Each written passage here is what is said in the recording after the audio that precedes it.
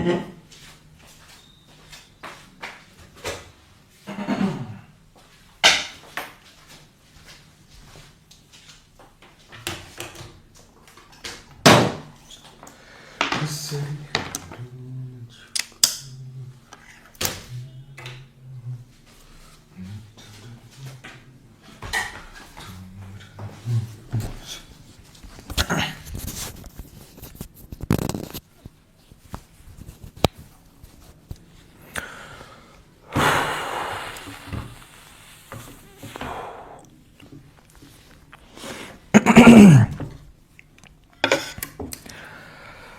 Hello everyone and good morning सभी को। उम्मीद करता हूँ मेरी वॉइस प्रॉपर आ रही होगी सभी तक। एक बार कंफर्म करेंगे, फिर हम लोग स्टार्ट करते हैं आज का लेक्चर। ऑलराइट, लेक्चर नंबर 5 रहने वाला है हमारा, जिसमें कि हम लोग देखने वाले हैं क्या क्या बंगाल का पार्टीशन। ठीक है, शुरू करें रिकॉर्डिंग। ओहो सर, आप इतना लेट क्यों आते हो?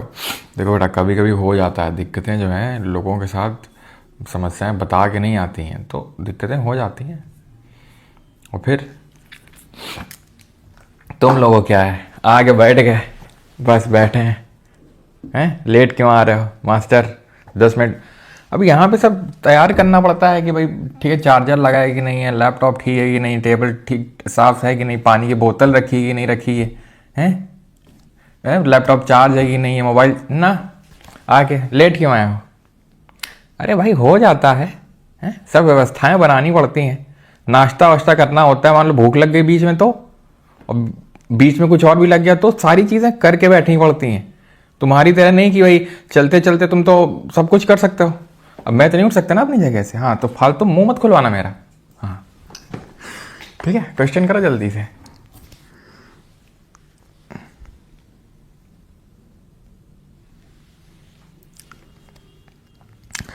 लेकिन आप तो रोज लेट आते हो बेटा। कल कल याद है तुम्हें, 9:32 में यहाँ बैठा हुआ था मैं। 9:32 मैंने लाइव स्टार्ट कर दिया था। ठीक है, तो ये मत बोलना कि रोज लेट आते हो। With reference to Indian National Congress consider the following statements. बताइए।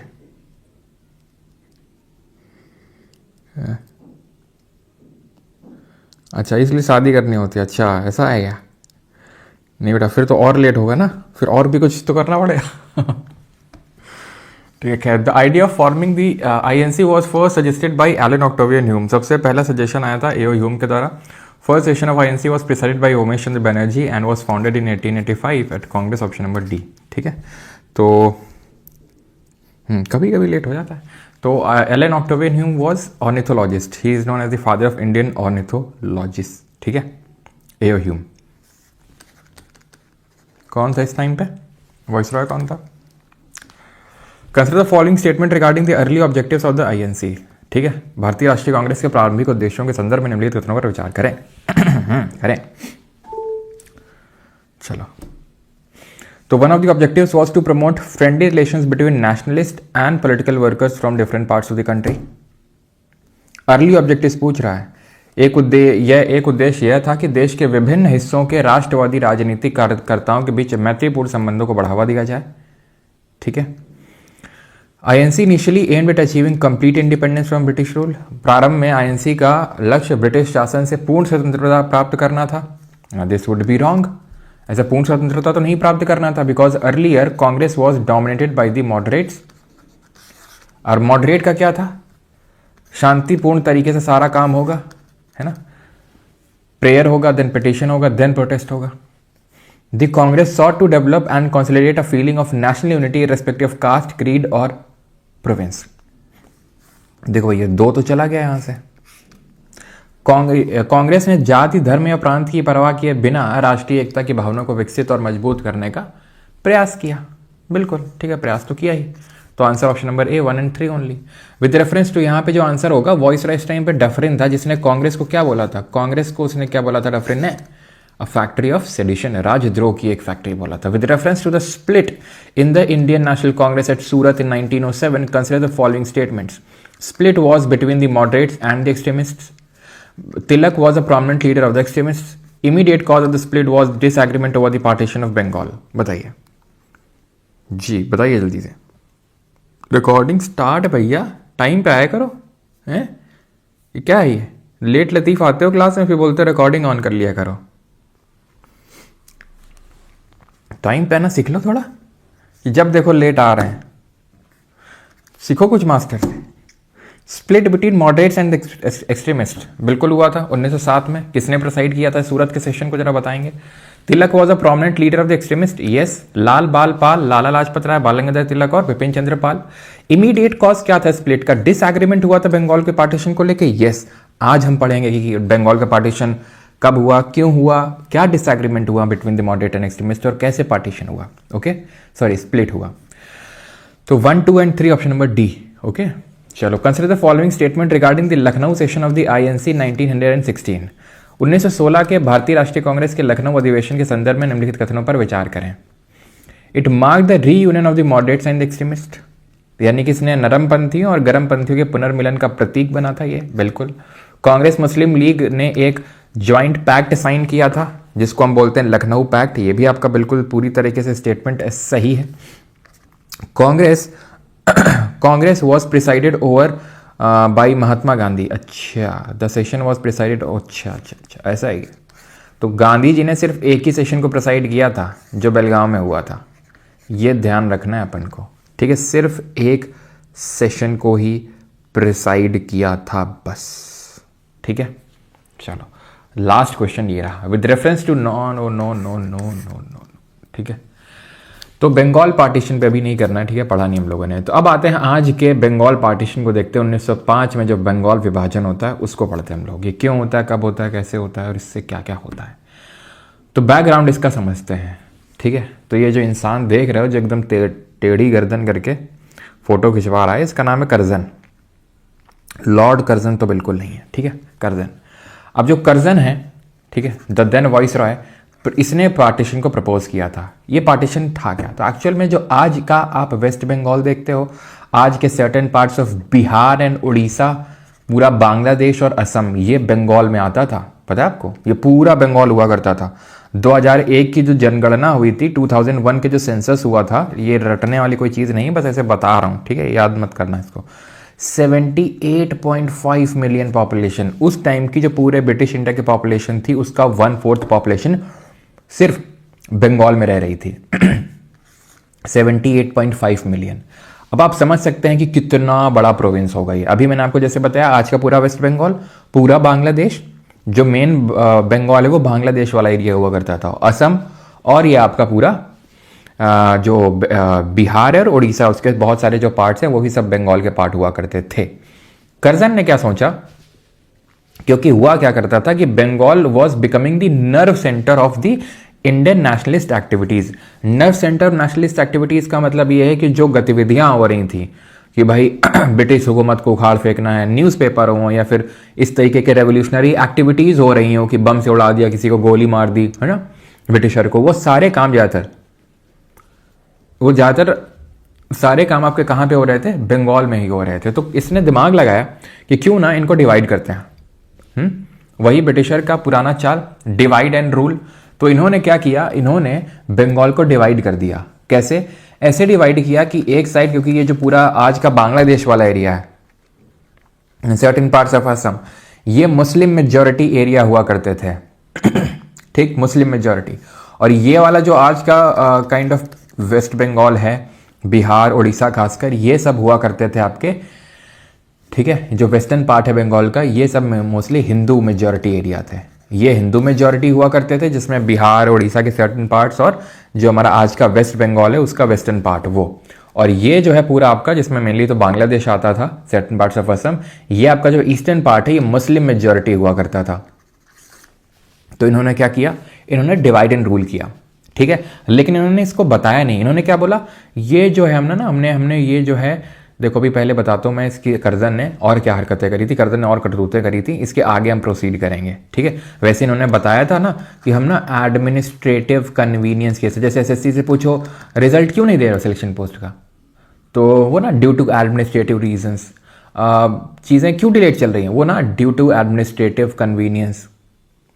मुझे याद है जब मैं एयरफोर्स के लिए पढ़ाया करता था, ठीक है, तो काफ़ी टाइम तक जब अग्निवीर नहीं आया था, तो अग्निवीर से पहले जो एग्ज़ाम हुआ था, ठीक है, उसका ये लोग रिजल्ट लटकाए हुए थे कैसे, क्या बोलते थे, due to administrative convenience result 1 महीने बाद आएगा। ड्यू टू एडमिनिस्ट्रेटिव कन्वीनियंस अब अभी बता नहीं सकते कब आएगा, कॉन्टिन्यूसली वेबसाइट चेक करते रहना, और रिजल्ट आज तक नहीं आया उसका, समझ रहे हो।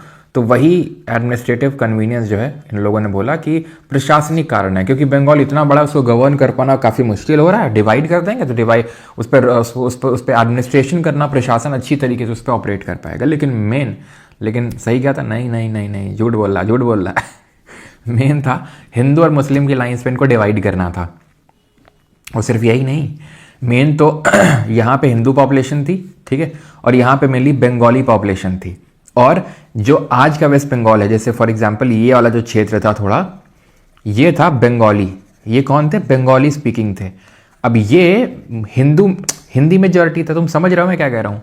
हिंदू मुस्लिम लाइन्स में तो डिवीजन हुआ ही था, क्योंकि मुस्लिम हिंदू थे या मुस्लिम थे, लेकिन लिंग्विस्टिक डिवीजन भी करने की कोशिश करी। लिंग्विस्टिक का मतलब है भाषा के आधार पे, क्योंकि ये जो पूरा एरिया है यहाँ पे हिंदी मेजॉरिटी था, ये बंगाली मेजॉरिटी था, लेकिन ये जो पार्ट है ये बंगाली बोलते थे, तो बंगाली अपने ही एरिया में मेजॉरिटी बन के रह गए थे इस डिवीजन की वजह से, ठीक है।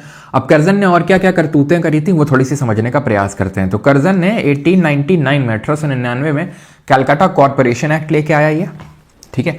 ऑफिशियल सीक्रेट्स एक्ट लेके आया 1904 में, इंडियन यूनिवर्सिटीज एक्ट लेके आया 1904 में, और बंगाल पार्टीशन तो अभी हमने देखा ही है कि बंगाल पार्टीशन भी ये लेके आया था, ठीक। अब ये जो कैलकाटा कॉर्पोरेशन एक्ट है, इसमें क्या था, इसमें ये था कि जो बंगाल का या फिर जो कैलकाटा का म्यूनिसिपल बॉडी, म्यूनिसिपल कॉर्पोरेशन है, ठीक है, वहां पे जो इलेक्टेड मेंबर्स हैं, इलेक्टेड, उनको कम कर दिया जाएगा, ठीक है, और जो नॉमिनेटेड हैं, जिनको ब्रिटिशर्स नॉमिनेट किया करते थे, उनकी संख्या बढ़ा दी जाएगी, so as to deprive Indians from the self governance. मतलब इस हरकत को करके कि इलेक्टेड अब नहीं, कम हो जाएंगे, नॉमिनेट ज्यादा हो जाएंगे, तो ज्यादा ब्रिटिशर बैठ पाएंगे, तो गवर्नेंस में इंडियंस का रोल कम हो जाएगा। तो ये इसने हरकत करी थी कर्जन ने। जो प्रेस है उसकी स्वतंत्रता पर अंकुश लगाने के लिए ये एक्ट पास किया था, official secret act of 1904। Indian universities, क्योंकि यहीं से निकलते थी वो विचारधारा, यहीं से वो यूथ निकलता था जो आगे चल के इनकी कहीं कोई बम फोड़ रहा है, कहीं कोई किसी को मार रहा है, तो जो रेवोल्यूशनरी आइडियाज़ हैं वो यहीं पे स्प्रेड होते थे यूनिवर्सिटी पे। तो यूनिवर्सिटी एजुकेशन को अच्छा करने के नाम पे ये यूनिवर्सिटी पे क्या करना चाहते थे, रेगुलेशन करना चाहते थे, रेगुलेशन बिठाना चाहते थे, इसलिए इंडियन यूनिवर्सिटीज एक्ट 1904 को लाया गया था, ठीक है, क्लियर है। एंड बंगाल पार्टीशन 1905 में, जो अभी हम लोगों ने देखा, जो वेस्ट बंगाल है वो हिंदूज मेनली थे, बंगाल, बिहार एंड उड़ीसा, और ईस्ट बंगाल में for Muslim at present Assam और जो बांग्लादेश वाले एरिया है, ठीक। कर्जन ने यही नहीं, कर्जन ने एक और हरकत करी थी। कर्जन ने 18 थोड़ा सा क्या ना गले में खिंच है ना, तो उसके लिए माफ़ी चाहूँगा, ठीक है। तो कर्जन ने 1903 में दिल्ली दरबार लगाया। दिल्ली दरबार मतलब दिल्ली दरबार का मतलब ये है, जैसे ये वाला है कर्जन वाला, ठीक है। दिल्ली दरबार का मतलब ये है कि जो ब्रिटेन में जब नया राजा या रानी बनते थे तो वो लोग दिल्ली में आते थे ये दिखाने के लिए, या फिर कि ये शो करने के लिए कि आपका नया एम्परर कौन है, क्योंकि ब्रिटिशर्स ही तो रूल कर रहे हैं। आप याद करो, गवर्नमेंट ऑफ इंडिया एक्ट जो है 1858 का, 1858 का, जिसको क्वींस प्रोक्लेमेशन बोला जाता है, इसे ईस्ट इंडिया कंपनी को एबॉलिश कर दिया गया था, उसको वापस बुला लिया गया था और डायरेक्ट क्राउन रूल को स्टैब्लिश कर दिया गया था। तो जो भी वहाँ पे राजा बनता था, जो भी वहाँ पे राजा बनता था, वो यहाँ पे उसका एकदम पूरा काइंड ऑफ भव्य समारोह ऑर्गेनाइज किया जाता था, लोग आते थे। और ये आप देख पा रहे हैं, जैसे ये हैदराबाद के राजा हैं तो ये आगे सिर झुका रहे हैं, तो ये जो इंडियन रूलर्स वगैरह हैं वो सब आके मिलते थे, इनके सामने आके सिर झुकाते थे, काइंड ऑफ सेरेमनी टाइप होती थी।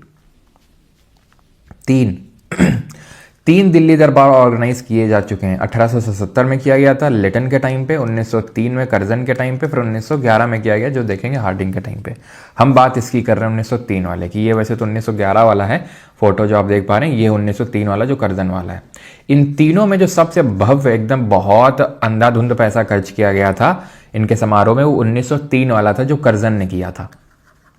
मतलब दबा के पैसा खर्च किया था। और कुछ टाइम पहले ही प्लेग फैला था, मतलब एकदम लोग मर रहे हैं, भूखे से मर रहे हैं, और उसके बावजूद भी कर्जन ने इतनी ग्रैंड, मतलब train, kind of special train बोल सकते हो, वो चलाई जा रही है, लोगों को लाया जा रहा है, ठीक है, टेंट पूरा सिटी बनाया जा रहा है, इस तरीके से पूरा दरबार में, ताकि कोई कमी ना हो चाटने में, कौन? करजन के द्वारा है, क्योंकि इट इज़ लाइक ना, जैसे मोदी जी मान लो कानपुर आए, ठीक है, तो कानपुर के जो मान लो बीजेपी के विधायक होंगे या फिर सांसद होंगे, आपको पता है एकदम स्वागत में कोई कमी नहीं रहनी चाहिए। क्यों? टिकट, समझ रहे हो, हर किसी के साथ है। मान लो अब बैलेंस आउट तो करना ही पड़ेगा तो मान लो राहुल गांधी आ रहे हैं, तो राहुल गांधी आ रहे हैं तो उनके जो इलाके के जो पूर्व होंगे या फिर करंट में होंगे एमपी एमएलए, वो एकदम कायदे स्वागत में एकदम बिछा देंगे चादरें। न्यूट्रलाइज हो गया ना, अभी किसी को दिक्कत तो नहीं हुई ठीक है, तो ऐसा होता है। तो ऐसा ही करजन ने, ठीक है, चटाई करने के लिए पूरा सब कुछ दबा के पैसा खर्च किया, लेकिन हुआ क्या? जिसके लिए पैसा खर्च किया वो राजा, ठीक है, राजा का नाम कुछ एडवर्ड था और उसकी वाइफ का नाम अलेक्जेंड्रिया था कुछ, आए ही नहीं, उसने अपने भाई को भेज दिया। एंड करजन वॉज लाइक सारी उम्र में जोकर बन आ रहा, तो जोकर बन गया करजन का, ठीक है, इतना खर्चा भी किया और आया भी नहीं राजा। तो खैर ये भी एक हरकत है जिसकी वजह से करजन से लोग काफ़ी चिढ़े हुए थे। ध्यान रखना, दिल्ली दरबार पूछता है ये। ओके, ऑलराइट, तो ये मैंने आपको बता दिया है कि रीजंस क्या दिए गए थे ब्रिटिशर्स के द्वारा, कि भाई एडमिनिस्ट्रेटिव कन्वीनियंस यानी प्रशासनिक कारणों की वजह से, ठीक है। मास्टर खेल गया, हाँ, अच्छा बैलेंस हो रहा है। और किसी पार्टी से तो बैलेंस नहीं करना है, ठीक है। Administrative convenience, okay. The actual reason was to weaken the Bengal, the nerve centre of nationalist activities. वास्तविक कारण क्या था? बंगाल का कमजोर करना, ठीक है। राष्ट्रवादी गतिविधियों का तांत्रिक केंद्र बना हुआ था, उसको वीक करना था, उसको कमजोर करना था। पार्टीशन अनाउंस किया गया था जुलाई 1905 में कि बंगाल पार्टीशन होने वाला है, और 16 अक्टूबर को 16 अक्टूबर को 1905 में पार्टीशन हो गया। अब क्या होगा? अब तैयारी हो चुकी है, ऐसा रेवोल्यूशनरीज ने बोला। अब क्रांति होगी, ठीक है। जय महाकाल। तो कांग्रेस का सेशन होता है 1905 में, ये होता है बनारस में, प्रिसाइड करते हैं गोपाल कृष्ण गोखले। और यहाँ पे रेजोल्यूशन लिया जाता है कि हम स्वदेशी, एक तो एंटी पार्टीशन मूवमेंट अप्रूव किया जाता है कि इस पार्टीशन या विभाजन के खिलाफ आंदोलन किया जाएगा, और स्वदेशी मूवमेंट चलाया गया जिसमें कि जितने भी फॉरेन क्लोथ्स हैं, फॉरेन चीज़ें हैं, उनको जलाया गया और बॉयकॉट किया गया। स्वदेशी अपनाओ, देश बचाओ। The formal proclamation of the Swadeshi movement, ठीक है, foreign made goods and products were to be boycotted, ठीक है। तो जो भी फॉरेन प्रोडक्ट्स थे उनको बॉयकॉट करना था, ठीक है। और ये boycott was made on 7 August 1905 in Calcutta town hall, ठीक है। यानी कि जब पार्टीशन हुआ उससे पहले ही अप्रूव कर दिया गया था, क्योंकि अनाउंस तो हो ही चुका था ना जुलाई में कि पार्टीशन होने वाला है, और बात तो पहले से ही चलने लगी होगी।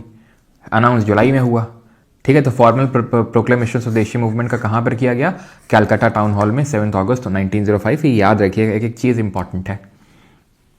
1906 में दिन अगले साल ही कलकत्ता में सेशन होता है कांग्रेस का, ठीक है। अब होता यह है कि बहुत ज़्यादा एक सेक्शन जो कांग्रेस में ये कह रहा था कि ना इसको बंगाल से बाकी स्टेट्स में भी लेके जाओ, ऑल इंडिया इसको बनाओ, सो दैट कि इसको मास मूवमेंट बनाया जा सके, विदेशियों को, अंग्रेजों को यहाँ से उखाड़ फेंका जाए, यही हमारे पास सही मौका है, इनको यहाँ से हटाते हैं, एकदम इसमें मास पार्टिसिपेशन लेके आते हैं। ऐसा किसका कहना था? एक दल था, इस दल को बोला गया एक्सट्रीमिस्ट, गरम दल। वो थोड़े से गरम थे, उनका खून गरम था, वो यंग सेक्शन था, जैसे लाल बाल पाल मैंने आपको बताता हूँ। और एक सेक्शन था उसका मानना था कि नहीं यार, बंगाल तक ही रखते हैं, और बंगाल जो ब्रिटिशर्स हैं हमारी डिमांड समझेंगे और पार्टीशन को एन्यूल कर देंगे, खत्म कर देंगे, यानी कि हम पिटिशन करेंगे, ठीक है। तो इसको लेके डिफरेंसेस शुरू हो गए थे। 1906 में जन कलकत्ता में सेशन होता है और इसको प्रिसाइड करते हैं दादा भाई नौरोजी। कल हम लोगों ने देखा था कांग्रेस के 3 सेशन इन्होंने प्रिसाइड किए थे। एक तो पहला वाला था, दूसरा वाला था जो 1886 में हुआ था, 1886 जो पहला सेशन इनके द्वारा प्रिसाइड किया गया था, वो दूसरा कांग्रेस का सेशन था। फिर कब किया गया था जरा बताएंगे, तो 1893 में किया गया था। एंड देन तीसरा वाला फिर जो इनके द्वारा किया गया था 1906 में किया गया था। 1917 में इनकी डेथ हो गई थी, वी नो, 93 ईयर्स की एज में, है ना। याद करो हमने कल क्या क्या किया था इनके बारे में। तो इनके बारे में हमने ये पढ़ा था, नौरोजी जी के बारे में, grand old man of India के नाम से जानते हैं। Poverty and un-British rule in India book लिखी है, जिसमें ड्रेन थ्योरी की उन्होंने बात कही है। नेशनल इनकम पॉवर्टी लाइन का कॉन्सेप्ट दिया था उन्होंने सबसे पहले। उन्होंने नौरोजी फुरदौंजी और एस एस बंगाली के साथ मिलकर रहनुमाई मध्यान्ह सभा बनाई। 1866 में ईस्ट इंडिया एसोसिएशन बनाया। पहले Asian British member of parliament थे। ये सारे इनके अचीवमेंट्स थे, ठीक है। और रस्ट गुफ्तार लिखी थी अपनी पारसी कम्युनिटी के लिए, बिकॉज पारसी कम्युनिटी से बिलोंग करते थे। ओके, अब ये जो कलकत्ता में सेशन होता है, ठीक है, यहाँ पे स्वराज काफ़ी ज़्यादा एक्सट्रीमिस्ट जो थे वो लगे हुए थे, नहीं स्वराज स्वराज स्वराज का गोल एक्सेप्ट करो, स्वराज तो कर लिया, ठीक है। स्वराज का गोल जो है एक्सेप्ट कर लिया गया कि ठीक है हमारा गोल है स्वराज। ध्यान रखना, पूर्ण स्वराज नहीं है। पूर्ण स्वराज 1929 में, यानी 23 साल बाद आता है वो गोल। अभी क्या है, अभी सिर्फ क्या है, स्वराज। पूर्ण स्वराज और स्वराज में अंतर ये होता है, पूर्ण स्वराज का मतलब है कंप्लीट इंडिपेंडेंस, पूरी तरीके से आज़ादी, और स्वराज का मतलब है पूर्ण आज़ादी नहीं है, हमारी गवर्नमेंट होगी लेकिन हाँ ठीक है, सॉवरेन नहीं होंगे पूरी तरीके से, तुम्हारे नाम पे रूल होगा लेकिन गवर्नमेंट हमारी होगी पूरी तरीके से, ठीक है। फॉरेन गुड्स को बॉयकॉट करेंगे, स्वदेशी अपनाएंगे, और राष्ट्रीय शिक्षा दैट इज नेशनल एजुकेशन को प्रमोट करेंगे, जिसकी वजह से एक नेशनल काउंसिल ऑफ एजुकेशन भी बनाई जाएगी। तो ध्यान रखना है, 4 इंपॉर्टेंट रेजोल्यूशन, 4 महत्वपूर्ण रेजोल्यूशंस इस अधिवेशन में, 4 महत्वपूर्ण प्रस्ताव पारित किए गए थे। स्वराज, स्वदेशी, बॉयकॉट, नेशनल एजुकेशन, याद रहेगा, ठीक।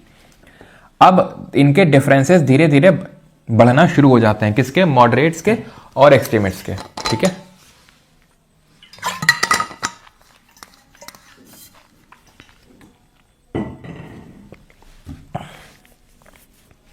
इतने बढ़ जाते हैं इनके डिफरेंसेस कि ये तक इनमें अनबन हो जाती है कि अगले कांग्रेस के सेशन को कौन प्रिसाइड करेगा, ठीक है। एक्सट्रीमिस्ट चाहते थे या तो लाला लाजपत राय करें या बाल गंगाधर तिलक करें, लेकिन मॉडरेट्स ने जानबूझ के ऐसी जगह को चुना, ठीक है, जहां से, क्योंकि लोकल बंदा हो नहीं सकता है वहां का प्रेसिडेंट, तो जानबूझ के उन्होंने सूरत को चुना, सो दैट कि लाला लाजपत राय या फिर बाल गंगाधर तिलक में कोई प्रेसिडेंट ना बन पाए कांग्रेस का, उसको प्रिसाइड ना कर पाए, क्योंकि मॉडरेट्स को डर था कि वही करेंगे, ठीक है, रेवोल्यूशन की तरफ भागेंगे, वैसे ही रेजोल्यूशंस अडॉप्ट करेंगे कि हम ऑल इंडिया जाएंगे, मास पार्टिसिपेशन लेके आएंगे, और मॉडरेट उसके पक्ष में नहीं थे। इनफैक्ट ये जो आपका सेशन होता है सूरत में 1907 में, रास बिहारी घोष प्रिसाइड करते हैं, जो कि एक मॉडरेट थे। रास बिहारी बोस नहीं है, ध्यान रखिएगा, वो अलग हैं, घोष अलग हैं, बोस अलग हैं, दोनों को मिलाइएगा नहीं, ठीक है। तो रास बिहारी घोष सेशन को प्रिसाइड करते हैं। इनफैक्ट एक्सट्रीमिस्ट इन पे जूता तक फेंक के मार देते हैं, ऐसा कहा जाता है, ठीक है, और जूते उते तक चल जाते हैं, और फिर यहाँ पे एक्सट्रीमिस्ट बाहर निकल जाते हैं, ठीक है, या फिर बाहर निकाल दिया जाता है कांग्रेस से इनको। तो यहाँ पे स्प्लिट हो जाता है कांग्रेस में, मॉडरेट्स वर्सेस एक्सट्रीमिस्ट। ये ब्रिटिशर्स के लिए बहुत अच्छा था, क्यों, क्योंकि ब्रिटिशर्स यहाँ पे carrot and stick model adopt कर लिया उन्होंने, यानी कि अपीजमेंट देते थे मॉडरेट को। एक्चुअली ऐसा नहीं कि ये सेशन के बाद इन्होंने ऐसा करना शुरू किया, स्प्लिट के बाद नहीं, उन्होंने पहले से शुरू कर दिया। उनको पता चल गया था क्या, कि भाई मॉडरेट्स को अपीज करो कि भाई बस देने ही वाले हैं, बस बस बस बस देने ही वाले हैं, तुम जो मांग तुम कर रहे हो बस देने ही वाले हैं, ठीक है। और इनको डंडी मारते थे, डंडी मतलब स्टिक का यूज कर रहे हैं, मतलब उन पे ऑपरेशन कर रहे हैं, दबिश डाल रहे हैं उन पे, किस पे, एक्सट्रीमिस्ट पे। तो इससे क्या हो गया, इनके बीच में और डिफरेंस हो गया।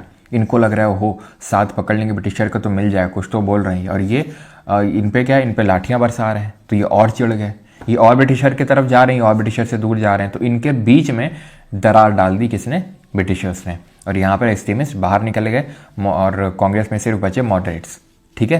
तो ये स्प्लिट होता है 1907 में, सूरत सेशन ऑफ कांग्रेस में रास बिहारी घोष इसको प्रिसाइड करते हैं। And what was the reason, the role of the INC in the manner of opposing the partition of Bengal was the main cause of split, यानी बंगाल विभाजन के विरोध के तरीके को लेकर कांग्रेस की भूमिका ही विभाजन का मुख्य कारण बनी थी, कि उसमें कांग्रेस का रोल क्या होगा पार्टीशन में। Extremist wanted the agitation to be mass struggle all over the country, गरमपंथी ये चाहते थे कि इस आंदोलन को पूरी तरीके से जन आंदोलन बनाया जाए, मास पार्टिसिपेशन लेके आ जाए, जबकि नरमपंथियों का अब भी ब्रिटिश प्रशासन पर विश्वास था। जो मॉडरेट्स थे वो ब्रिटिशर्स पे बिलीव करते थे, वे बहिष्कार को केवल बंगाल और विदेश वस्तुओं तक ही सीमित रखना चाहते थे, वो सिर्फ बॉयकॉट को कहां तक रखना चाहते थे, फॉरेन गुड्स तक, और ये क्या करना चाहते थे, गुड्स नहीं बल्कि सारी चीजों को ही बॉयकॉट करना चाहते थे एक्सट्रीमिस्ट। तो ब्रिटिशर्स ने यहाँ पर carrot and stick model adopt किया कांग्रेस के साथ, जिसकी वजह से फाइनली वो सक्सीड भी हो गया और सूरत सेशन ऑफ कांग्रेस में इनके बीच में स्प्लिट भी हो गया, ठीक। अब मॉडरेट और एक्सट्रीमिस्ट की अगर बात करेंगे तो कौन कौन थे, तो जिसमें इसमें सुरेंद्र नाथ बनर्जी, जिन्होंने अगर आपको याद हो बी नाम से एक इन्होंने कोई तो कुछ लिखा था, पत्रिका निकाली थी, जरा बताइए क्या नाम था उसका, के मित्रा, एस गोपाल कृष्ण गोखले, फिरोज शाह मेहता, ये सब लोग थे। सुरेंद्र नाथ बनर्जी और आनंद मोहन बोस ने किस एसोसिएशन की नींव रखी थी, जरा कमेंट बताएंगे। तो सुरेंद्र नाथ बनर्जी, याद करो, बंगाली, इन्होंने बाद में चल के इंडियन नेशनल लिबरेशन फेडरेशन भी बनाया। आनंद मोहन बोस के साथ मिलकर इन्होंने इंडियन नेशनल एसोसिएशन या फिर इंडियन एसोसिएशन बनाया 1876 में, 1876 में, ठीक है। और यहाँ पे अगर बात करेंगे एक्सट्रीमिस्ट के बारे में, तो एक्सट्रीमिस्ट में कौन थे, एक तो लाल बाल पाल का ट्राई होगा हमारा, और अरबिंदो घोष। ऐसा नहीं कि सिर्फ 4 लोग थे यहाँ पे, 4 लोग यहाँ पे थे, ये एग्जाम्पल्स हैं बस, ठीक है, एग्जाम्पल्स हैं। जैसे वोमेश चंद्र बनर्जी हो जाएंगे तो वो भी मॉडरेट के साइड में आ जाएंगे आपके, ठीक है। तो ये लोग सब थे किसमें, मॉडरेट में। और जैसे लाल बाल पाल और अरबिंदो घोष, ये सब लोग कहाँ पे थे ये सब लोग थे आपके एक्सट्रीमिस्ट साइड में। क्लियर है यहाँ तक, बताइए, यहाँ तक सारी चीज़ें क्लियर हैं, किसी कोई डाउट तो नहीं है। और यहाँ पर एक्सट्रीमिस्ट ने जो मेथड अडॉप्ट किए थे, they had hatred for foreign rule, यानी कि उन्होंने विदेशी शासन से घृणा रखी थी। Since no hope could be derive from it, यानी इनको कोई आशा नहीं थी कि ब्रिटिशर्स कुछ करेंगे। स्वराज को गोल बनाना था, direct political action was required, यानी कि प्रत्यक्ष राजनीतिक कार्रवाई की आवश्यकता थी। What is direct political action, कि बम मारो, ट्रेन उड़ाओ, ठीक है, यानी कि तुरंत रैडिकल, ये रैडिकल आइडियाज को प्रमोट कर रहे थे। रैडिकल आइडियाज का मतलब है कि सरकार को उखाड़ फेंको टाइप, ठीक है, right. Belief in the capacity of masses, इनको विश्वास था कि जन समूह की क्षमता जो है वो बहुत बड़ी क्षमता है, और अगर हम जन समूह को लेकर चलेंगे, सबको मिला के चलेंगे, तो हम इनसे आज़ादी ले सकते हैं। Personal sacrifices required and a true nationalist to be always ready for it, व्यक्तिगत बलिदान आवश्यक थे, व्यक्तिगत बलिदान पे बहुत विश्वास रखते थे। इनफैक्ट जो हमारे क्या बोलते हैं भगत सिंह जी थे, उनका भी कुछ ऐसा ही मानना था पर्सनल सैक्रिफाइस में, लेकिन later part of the life में, बाद में, ठीक है, उनका इस पर्सनल सैक्रिफाइस से जो बिलीफ है वो थोड़ा सा कम, और मास, अगर बात करें मास मूवमेंट पे ज़्यादा वो बन गया था उनका बिलीफ। लेकिन ध्यान रखना, एक्सट्रीमिस्ट आइडियोलॉजी पर्सनल सैक्रिफाइस यानी व्यक्तिगत बलिदान पे बिलीव करती थी, ठीक है। तो ये एक्सट्रीमिस्ट आइडियोलॉजी थी। बाल गंगाधर तिलक की थोड़ी सी चर्चा करेंगे, ठीक है, चर्चा कर ही लेते हैं चलो। तो इन्होंने गणपति और शिवाजी फेस्टिवल ऑर्गेनाइज किए थे, ध्यान रखिएगा, गणपति शिवाजी फेस्टिवल महाराष्ट्र में, ठीक है, ऑर्गेनाइज किए थे। He was titled as father of Indian unrest, ठीक है, इनको भारतीय अशांति का जनक कहा गया था by Valentine Chirol in his book India unrest, ठीक है। तो जो इंडिया अनरेस्ट किताब है उसमें इनको क्या बोला गया था, फादर ऑफ इंडियन अनरेस्ट, भारतीय शांति का जनक। He is famously known as Lokmanya Tilak, ठीक है। तो ये ऐसा बोला गया था वैलेंटाइन चिरोल के द्वारा कि ये इंडियन अनरेस्ट यानी कि जो भारतीय अशांति है, ठीक है, उसके ये जनक हैं, ऐसा बोला गया था वैलेंटाइन चिरोल की जो किताब थी इंडियन अनरेस्ट में, ओके, जिसकी वजह से फिर इनको जेल भी जाना पड़ा था। और ये 1908 में 1908 से लेके 1940 तक मांडले जो जेल है बर्मा में, वहाँ बंद रहते हैं।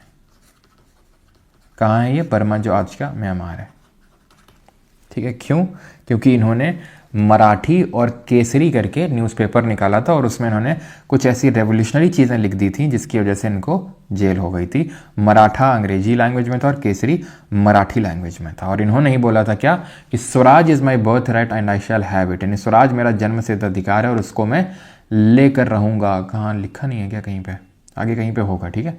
Swaraj is my birth right and I shall have it, ऐसा तिलक जी का कहना था, और इनको लोकमान्य के नाम से जानते थे। कुछ और न्यूज़पेपर जो इस टाइम पे पब्लिश हुए थे, जैसे द्विजेंद्र नाथ टैगोर के द्वारा हितवादी, के मित्रा के द्वारा संजीवनी, और सुरेंद्र नाथ बनर्जी के द्वारा बंगाली, ठीक है। तो ये ध्यान रखना है कौन से न्यूज़पेपर किसने, द्विजेंद्र नाथ टैगोर हितवादी, के मित्रा संजीवनी, और सुरेंद्र नाथ बनर्जी बंगाली। अवनींद्र नाथ टैगोर, इन्होंने ये एक पेंटर हुआ करते थे। इन्होंने 1905 में भारत माता का पोर्ट्रेट भी बनाया था, जो आज अगर आप जाओगे दिल्ली म्यूजियम में, जो रेड फोर्ट के अंदर पड़ता है, सॉरी रेड फोर्ट के अंदर बोल रहा हूँ, सॉरी ये कि मेन म्यूजियम में, मुझे याद नहीं आ रहा है, एक सेकंड रुको, नहीं शायद रेड फोर्ट के अंदर था शायद, जितना मुझे याद आ रहा है जब मैं गया था, ठीक है। तो रेड फोर्ट के अंदर ये काफ़ी बड़ा सा ग्लास लगा, और वहीं पे ये पेंटिंग है भारत माता की, ठीक है, भारत माता का यहाँ पर पोर्ट्रेट दिखाया गया है, पेंटिंग दिखाया गया है, जहाँ पे एक हाथ में आप देख सकते हैं माला है, घास है, ठीक है, बुक्स हैं और कपड़ा है। तो ये सारी जो सेक्शन ऑफ सोसाइटी है उसको अट्रैक्ट करने के लिए, ठीक है, काइंड ऑफ अब ये जो अवनींद्रनाथ टैगोर जी हैं इन्होंने बताया था। तो बुक है एक हाथ में, ठीक है, एक हाथ में ये धान की वो है, ठीक है, धान एक तरीके से, ये कपड़ा है और ये रुद्राक्ष की माला है यहाँ पे, ठीक है। तो ही पेंटेड भारत माता का पोर्ट्रेट 1905 में। ही the painting was a symbol of nationalism during the Indian independence movement and he was the principal artist of Indian school of oriental art. तो जो Indian school of oriental art है 1907 में, इसके artist थे और main इसकी इन्होंने नींव रखी थी। और जो नंदलाल बोस, जब हमने पॉलिटी पढ़ी थी तो हमने ये देखा था हमारे कॉन्स्टिट्यूशन की कैलीग्राफी किसने करी थी, जरा कमेंट में बताएंगे। प्रेम बिहारी नारायण रायजादा ने, है ना। और वसंत कृष्ण वैद्य ने हिंदी में करी थी। उसको डेकोरेट करने का काम किसने किया था, नंदलाल बोस जी ने ही किया था। वो इन्हीं के शिष्य थे अवनींद्रनाथ टैगोर जी के। अगर आपको याद हो तो हमने ये एक पिक्चर देखी थी, कौन है ये बताइए, who is this, tell me fast, बता।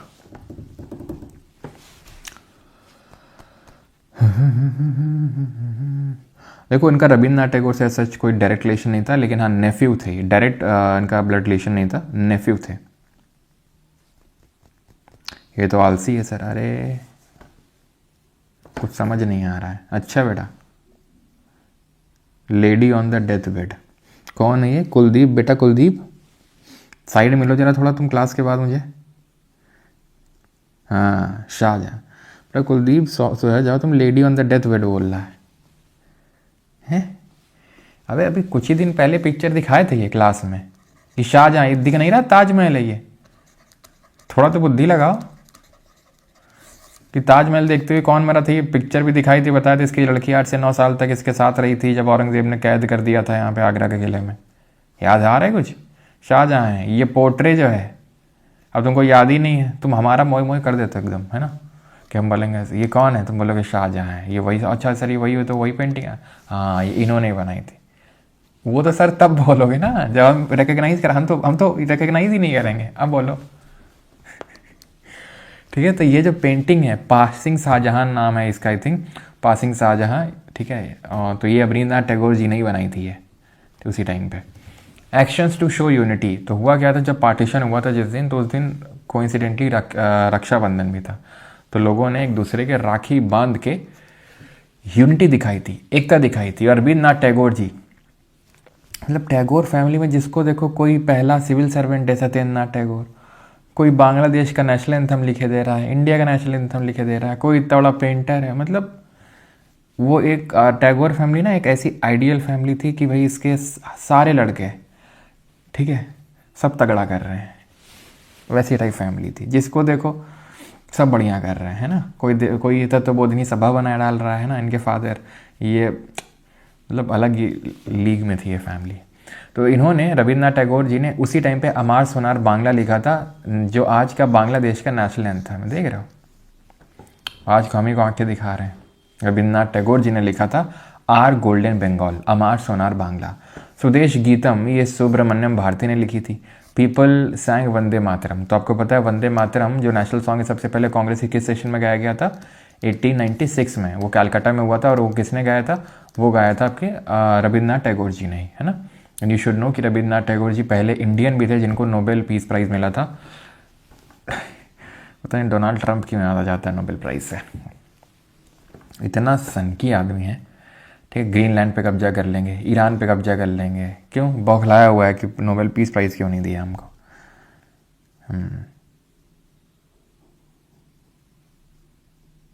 अच्छी प्लेस देखी है तुमने, कहाँ पे देखी है।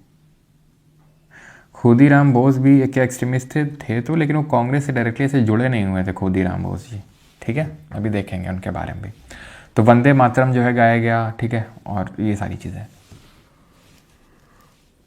लीडर्स की अगर बात करेंगे तो पूना और बॉम्बे में तिलक जी थे, दिल्ली में सैयद हैदर रजा, मद्रास में चिदम्बरम पिल्लई और पंजाब में लाला लाजपत राय जी थे। ये थोड़ा सा ध्यान में रखेंगे, ओके, ठीक है। चलिए, रेस्पॉन्स ऑफ मुस्लिम्स ने यहाँ पर पार्टिसिपेट नहीं किया इस एंटी पार्टीशन मूवमेंट में, ठीक है, जो ब्रिटिशर्स जो चाहते थे, जो उनकी चाल थी, उसमें वो सक्सीड कर गए।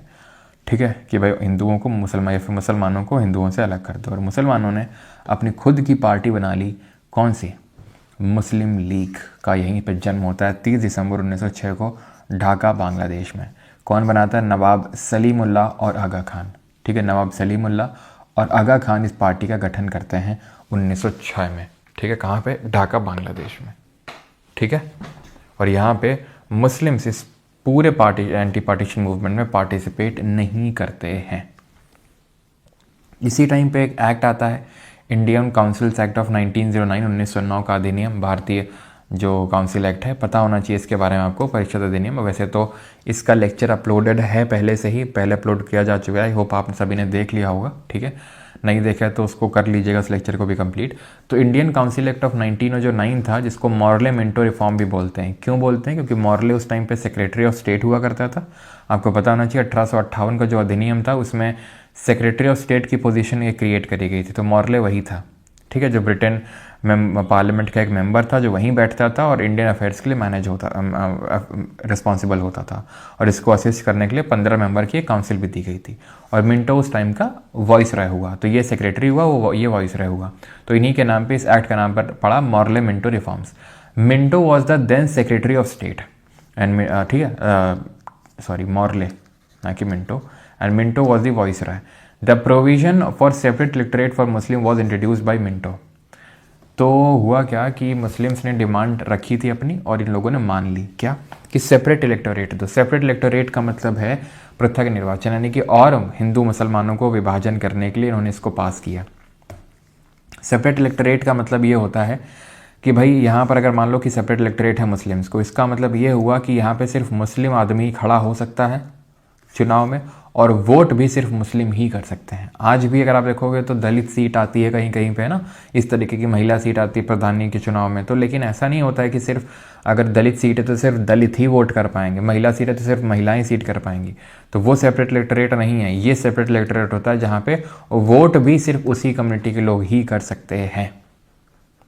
ठीक है, तो ये चीज़ आपको ध्यान रखना है। तो voice Roy executive council will have one Indian, यानी कि इसमें ये भी चीज़ बोली गई कि जो वॉइस रॉय की एग्जीक्यूटिव काउंसिल है उसमें एक इंडियन को भी इंक्लूड किया जाएगा। और वो पहले इंडियन कौन बने?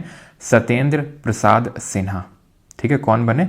सत्येंद्र प्रसाद सिन्हा बने थे पहले इंडियन जो कि वॉइस रॉय के एग्जीक्यूटिव काउंसिल का हिस्सा बने थे। ठीक है, क्लियर है यहाँ तक? किसी कोई डाउट तो नहीं है? वो तो बता सकता है, पूछ सकता है जल्दी से। ठीक है, चलो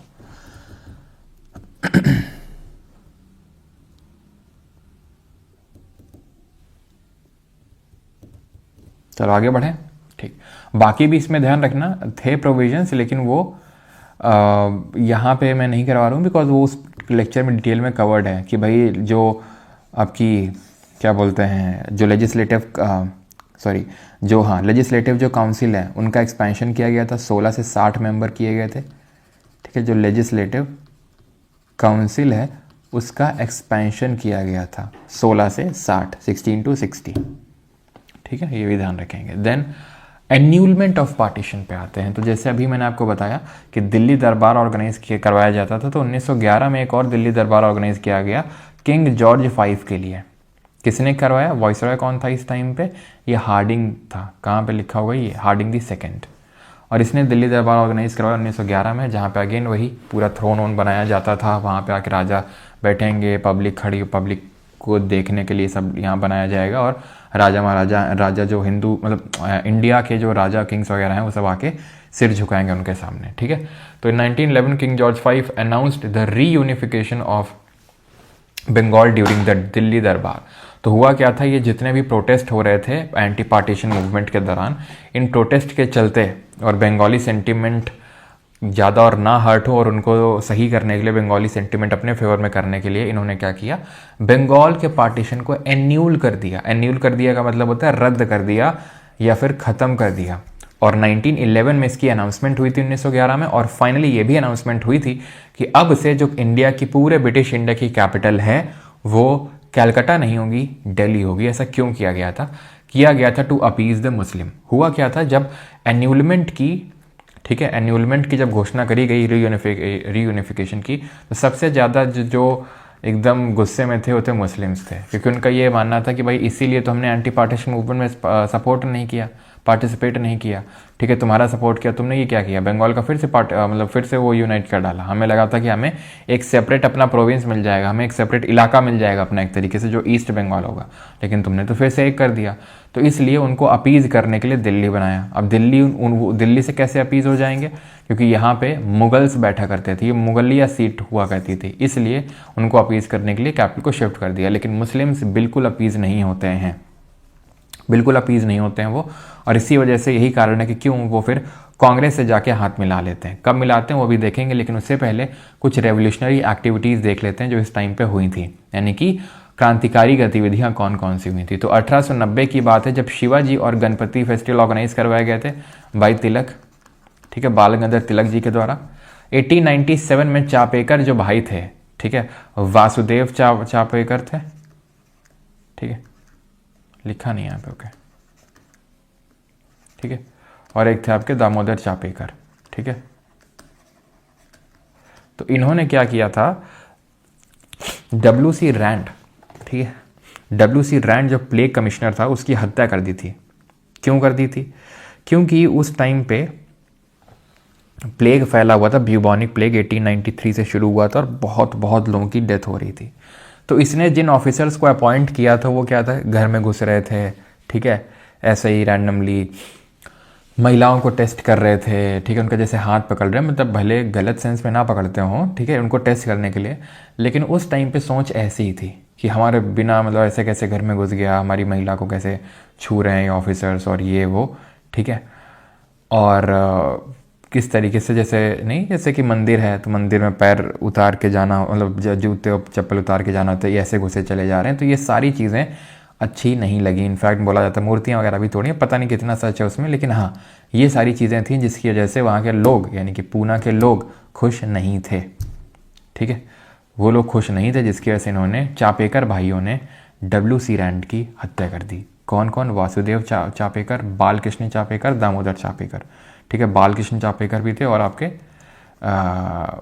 दामोदर चापेकर, वासुदेव, ठीक है, बाल कृष्ण चापेकर भी ध्यान रखिएगा, ओके। मेनली तो इसमें वासुदेव और ये बालकृष्ण थे। 1899 के टाइम पे सावरकर जो ब्रदर्स थे वो मित्र मेला बनाते हैं, ठीक है, सावरकर ब्रदर्स जो है मित्र मेला बनाते हैं। मित्र मेला एक सोसाइटी है, ऐसे समझ लो, ठीक है, क्या है, एक सोसाइटी है, ये चीज़ आप ध्यान रखना, ओके। देन 1902 में एक अनुशीलन समिति बनाई जाती है, 1902 में बंगाल में, was found by Satish Chandra Basu, ठीक है, प्रमोद मिट्टर, मेनली तो प्रमोद मिट्टर थे, P मिट्टर ध्यान रखना, ठीक है, जतीन्द्र नाथ बनर्जी और बरिंद्र कुमार घोष। होता क्या है, ये जो अनुशीलन समिति बनती है कहाँ, बंगाल में बनती है। अगेन एक अखाड़ा टाइप का था, जिसको इसलिए बनाया गया था ताकि जो बंगाली यूथ है उसको एकदम हष्ट पुष्ट बनाया जा सके, लाठी चलाना सिखाया जा सके। तो एक तरीके का अखाड़ा था, जिम खाना का एंड ऑफ था ये, ठीक है। तो अनुशीलन समिति उस तरीके से बना था इनिशियली, और इससे धीरे धीरे यहीं से रेवोल्यूशनरी एक्टिविटीज़ निकल के आती हैं, ठीक है, ओके। सावरकर ब्रदर्स मतलब सावरकर भाई, तो गणेश दामोदर सावरकर और नारायण दामोदर सावरकर दो भाई थे, ठीक है, चीज़ ध्यान रखिएगा, ओके। तो यहाँ पे क्या हुआ कि अनुशीलन समिति बनती है 1902 में बंगाल में, और मेन जो फाउंडर थे वो कौन थे, सतीश चंद्र बासु हो गए, प्रमोद मिट्टर हो गए। इसी में ही एक रेडिकल ग्रुप एमर्ज होता है जो बहुत ही रेवोल्यूशनरी आइडियाज़ को प्रमोट करना चाहता था कि भाई बम से उड़ा देंगे ना, मिलने दो आज इसको, बम से उड़ा दूंगा, वैसा टाइप। तो उसमें उसके लीडर थे बरिंद्र कुमार घोष, और इन्होंने इसमें क्या बनाया, जुगांतर ग्रुप रेज किया। यानी अनुशीलन समिति के अंदर ही एक जुगांतर ग्रुप निकल के आया जो रेडिकल आइडियाज़ को मानता था कि भाई एकदम उखाड़ फेंकना इनको, ठीक है, एकदम हीरोइज्म वाली एक्टिविटीज़ करना है, ठीक है, उस तरीके की एक्टिविटीज़ में बिलीव करने वाला था जुगांतर ग्रुप, जो बरिंद्र कुमार घोष ने फॉर्म किया था, फिर लीड किया था उन्होंने। ये चीज़ आप ध्यान रखना। पटना में भी एक अनुशीलन समिति बनती है जो सचिन सान्याल बनाते हैं, नॉट दैट मच इंपॉर्टेंट। ये जो जुगांतर ग्रुप है ये बनता है आपका जाके 1906 तक की बात है ये, ठीक है, क्लियर है यहाँ तक, ठीक है। चलो आगे बढ़ते हैं, आगे बढ़ा जाए, चलो आगे बढ़ते हैं। 1906 में जुगांतर ग्रुप भी बन गया। देन 1904 की बात है, 1904 की, Mitra Mela was merged with Abhinav Bharat society by VD Savarkar. वो 1899 में मित्र मेला बनता है, सावरकर भाई बनाते हैं, ठीक है, सावरकर ब्रदर। 1904 में अभिनव भारत सोसाइटी बनाई जाती है, ये अनुशीलन समिति है, ये अभिनव भारत सोसाइटी 1904 में, और ये बना के मित्र मेला को इसी के साथ मर्ज कर देते हैं। कौन बनाते हैं? वीडी सावरकर। ये कौन बनाते हैं? वही सावरकर ब्रदर बनाते हैं, ठीक है। तो वीडी सावरकर ने इसको मर्ज कर दिया। 1905 में Indian home rule and India house was found by Shyamji Krishna Verma London में। तो लंदन में, यानी कि विदेशों में भी रेवोल्यूशनरी एक्टिविटीज़ चल रही है अगर आप देखो तो, इंडिया हाउस और इंडिया होम रूल करके बनाया गया। और इन्होंने एक यहाँ पे काइंड ऑफ जर्नल भी लिखा जिसको हम बोलते हैं the Indian sociologist. Madam Bhikaji Cama became the first Indian to hoist Indian flag on foreign soil. तो विदेशी सरजमी पे मैडम भीखाजी कामा ने क्या किया? भारत का झंडा, ये आप जो देख पा रहे हो, ये वंदे मातरम बीच में लिखा हुआ है और ये कमल का फूल है, ठीक है। अब यार देखो, इसको तो मैं बैलेंस नहीं कर पाऊंगा क्योंकि ये कमल का फूल है, ठीक है। अब यहाँ पे मैं ज़बरदस्ती हाथ तो नहीं बना दूंगा, ठीक है। तो ये मैडम भीखाजी कामा ने जर्मनी का जो स्टटगार्ड है, ठीक है, स्टटगार्ड जर्मनी, वहाँ पे झंडा फहराया था और इसको वापस लेके आए थे इंदुलाल याग्निक। उन्होंने स्मगल बैक किया था, इसको वापस लेके आए थे कौन? इंदुलाल याग्निक। मैडम भीखाजी कामा की अगर बात करेंगे तो शी वॉज अ पारसी, ठीक है, पारसी फैमिली से बिलोंग करती थी, ठीक है। और इन्होंने ही वो किया था, दैट इज झंडा फहराया था। और उसको वापस लेके आने का काम किसने किया, किसके द्वारा किया गया था? इंदुलाल याग्निक जी के द्वारा, ठीक है। क्लियर है यहां तक?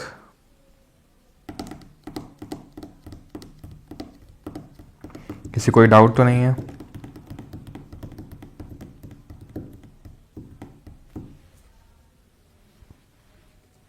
चलो आगे बढ़ते हैं। 1908 में आते हैं हम, अलीपुर बॉम्ब कॉन्स्पिरेसी देखते हैं, ठीक है। क्या विशु फेस्टिवल, मतलब न्यू ईयर फेस्टिवल होता है ये मेनली तो। चलो, तो yes, she is considered as the mother of revolutionary activities in India, ठीक है। जो भारत में क्रांतिकारी गतिविधियाँ हुई उनकी माँ मतलब कही जाती हैं। देन आते हैं अलीपुर बॉम्ब कॉन्स्पिरेसी केस में। तो हुआ क्या था, कुछ लोग थे जैसे कि यही, अगर हम बात करें, जो अनुशीलन समिति के हिस्सा थे, ठीक है। इसी अनुशीलन समिति जो भी हम लोग देख रहे थे 1902 में बनी थी, फिर जुगांतर ग्रुप उसके अंदर बनाया था, ठीक है, बरेंद्र कुमार घोष जी ने, जो कि 1906 में बना था। तो उसमें खुदीराम बोस और प्रफुल्ल चाकी, ठीक है। हुआ क्या था, इन लोगों ने जो मुजफ्फरपुर का मजिस्ट्रेट हुआ, ठीक है, मुजफ्फरपुर का जो मजिस्ट्रेट हुआ उसको मारने की इन लोगों ने प्लानिंग बनाई। देखो प्लानिंग तो क्या हो रहा है आज, ये चार्जिंग लगा रखा है, बार बार आवाज कर रही है।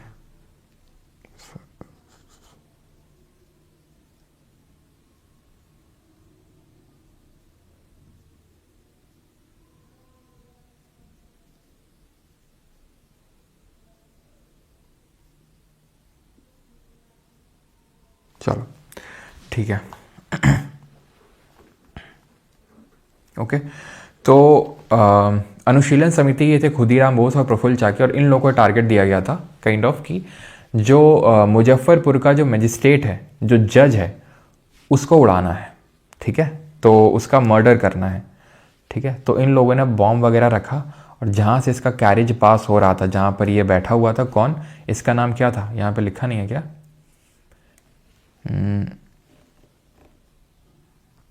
लिखा नहीं है, ठीक है, ठीक है। तो डगलस उसका नाम था। तो उस डगलस को उड़ा, जो मतलब मुजफ्फरपुर का मजिस्ट्रेट था, जज था, तो ये बैठा हुआ था उस पूरा जो जा रहा था, ठीक है, काइंड ऑफ जो व्हीकल था, और एक ब्रिटिश लेडी थी और उसकी बेटी थी। ये तो बच जाता है, ठीक है, ये तो बच जाता है, लेकिन ध्यान रखिए कि जो वो एक लेडी बैठी होती है और जो उसकी बेटी होती है, ठीक है, एक औरत और जो उसकी बेटी होती है, वो मर जाती है यहाँ पे। और उसकी वजह से फिर इन लोगों को काइंड ऑफ इनके खिलाफ पुलिस को नियुक्त कर दिया जाता है इनको पकड़ने के लिए। जहाँ पे प्रफुल्ल चाकी तो खुद को गोली मार लेते हैं, ही शॉट हिमसेल्फ। खुदीराम बोस को पकड़ा जाता है लगभग 40 दिनों बाद, और 18 साल की उम्र में, 18 ईयर्स ऑफ एज में इनको फांसी में लटका दिया जाता है। और इनके रिगार्डिंग काफ़ी फेमस चीज़ है, दैट इज़ कि मतलब फेमस क्या कि जब इनको, ठीक है, तो जब इनको काइंड ऑफ फांसी की सज़ा सुनाई गई थी तो ही रिस्पॉन्डेड विद अ स्माइल, और वो फिर फोटो काफ़ी वायरल भी हुई थी, ठीक है। तो फाइनली ये पूरा काइंड ऑफ केस अभी कंप्लीट तो नहीं होता है, क्योंकि डगलस जो था, वो डगलस उसका नाम था, ठीक है, डगलस किंग्सफोर्ड, तो वो तो बच जाता है इसमें, ठीक है। लेकिन होता क्या है कि अब रेड मारी जाती है जो अनुशीलन समिति थी उसके ठिकानों में, और एक चार्जशीट तैयार करी जाती है जिसमें कि जितने भी मेंबर्स थे अनुशीलन के, जिसमें कि औरोबिंदो घोष भी थे, ठीक है, जिसमें औरोबिंदो घोष भी थे, इन सब के खिलाफ चार्जशीट तैयार करी जाती है और इनको गिल्टी प्रूव करने के लिए लग जाती है पुलिस। लेकिन होता क्या है कि इसमें काफ़ी सारे लोगों को गिल्टी तो प्रूव किया, मतलब माना जाता है, लेकिन औरोबिंदो घोष और कुछ और लोगों को यहाँ पर बरी कर दिया जाता है। ब्रिटिश पुलिस तो काफ़ी ट्राई करती है, ठीक है, कि इनको भी काइंड ऑफ जेल हो या फिर कुछ तो हो, इनको भी गिल्टी प्रूव किया जाए। लेकिन होता क्या है कि जो कन्हैयालाल दत्त हैं, ये नरेंद्र नाथ गोस्वामी को मार डालते हैं। नरेंद्र नाथ गोस्वामी कौन थे? ये आई विटनेस थे, एक्चुअली ब्रिटिश पुलिस थी, उसने इनको बहला फुसला के मना लिया था कि भाई हम तुमको छोड़ देंगे, मारेंगे नहीं, बस तुम इनका गवाही दे देना इनके खिलाफ, औरोबिंदो घोष और इनके खिलाफ। तो जब ये बात पता चल गया अनुशीलन समिति का जो जुगांतर ग्रुप था उसको, तो इन्होंने सत्येंद्र नाथ बोस के साथ मिलकर, ध्यान रखना सत्येंद्र नाथ टैगोर नहीं, वो सत्येंद्र नाथ टैगोर थे जो पहले इंडियन थे जिन्होंने सिविल सर्विसेज क्वालिफाई किया था, ये सत्येंद्र नाथ बोस हैं। उनके साथ मिलकर कन्हैयालाल दत्ता ने नरेंद्र नाथ गोस्वामी की हत्या कर दी, गोलियों पे गोलियां दाग दी इन पे। कहाँ पे जाके? वहाँ का कोई तो हॉस्पिटल था आई थिंक, ठीक है, जेल हॉस्पिटल था, अलीपुर का सेंट्रल जेल का हॉस्पिटल था, तो 1908 में उनको मार दिया। तो कन्हैयालाल दत्ता को फांसी हो जाती है, सत्येंद्र नाथ बोस को भी हो जाती है, लेकिन औरोबिंदो घोष के खिलाफ कोई चार्जेस प्रूव हो नहीं पाते हैं, इसलिए इसके बाद औरोबिंदो घोष को बरी कर दिया जाता है। इसके बाद औरोबिंदो घोष पॉलिटिक्स से संन्यास लेके ये पूरी तरीके से स्पिरिचुअलिटी की ओर चले जाते हैं और पौंडीचेरी जाते हैं। पौंडीचेरी में औरोबिंदो आश्रम की भी नींव रखते हैं, वहाँ पर औरोबिंदो आश्रम का गठन करते हैं ये, तो पूरी तरीके से पॉलिटिक्स से रिटायर ही हो जाते हैं।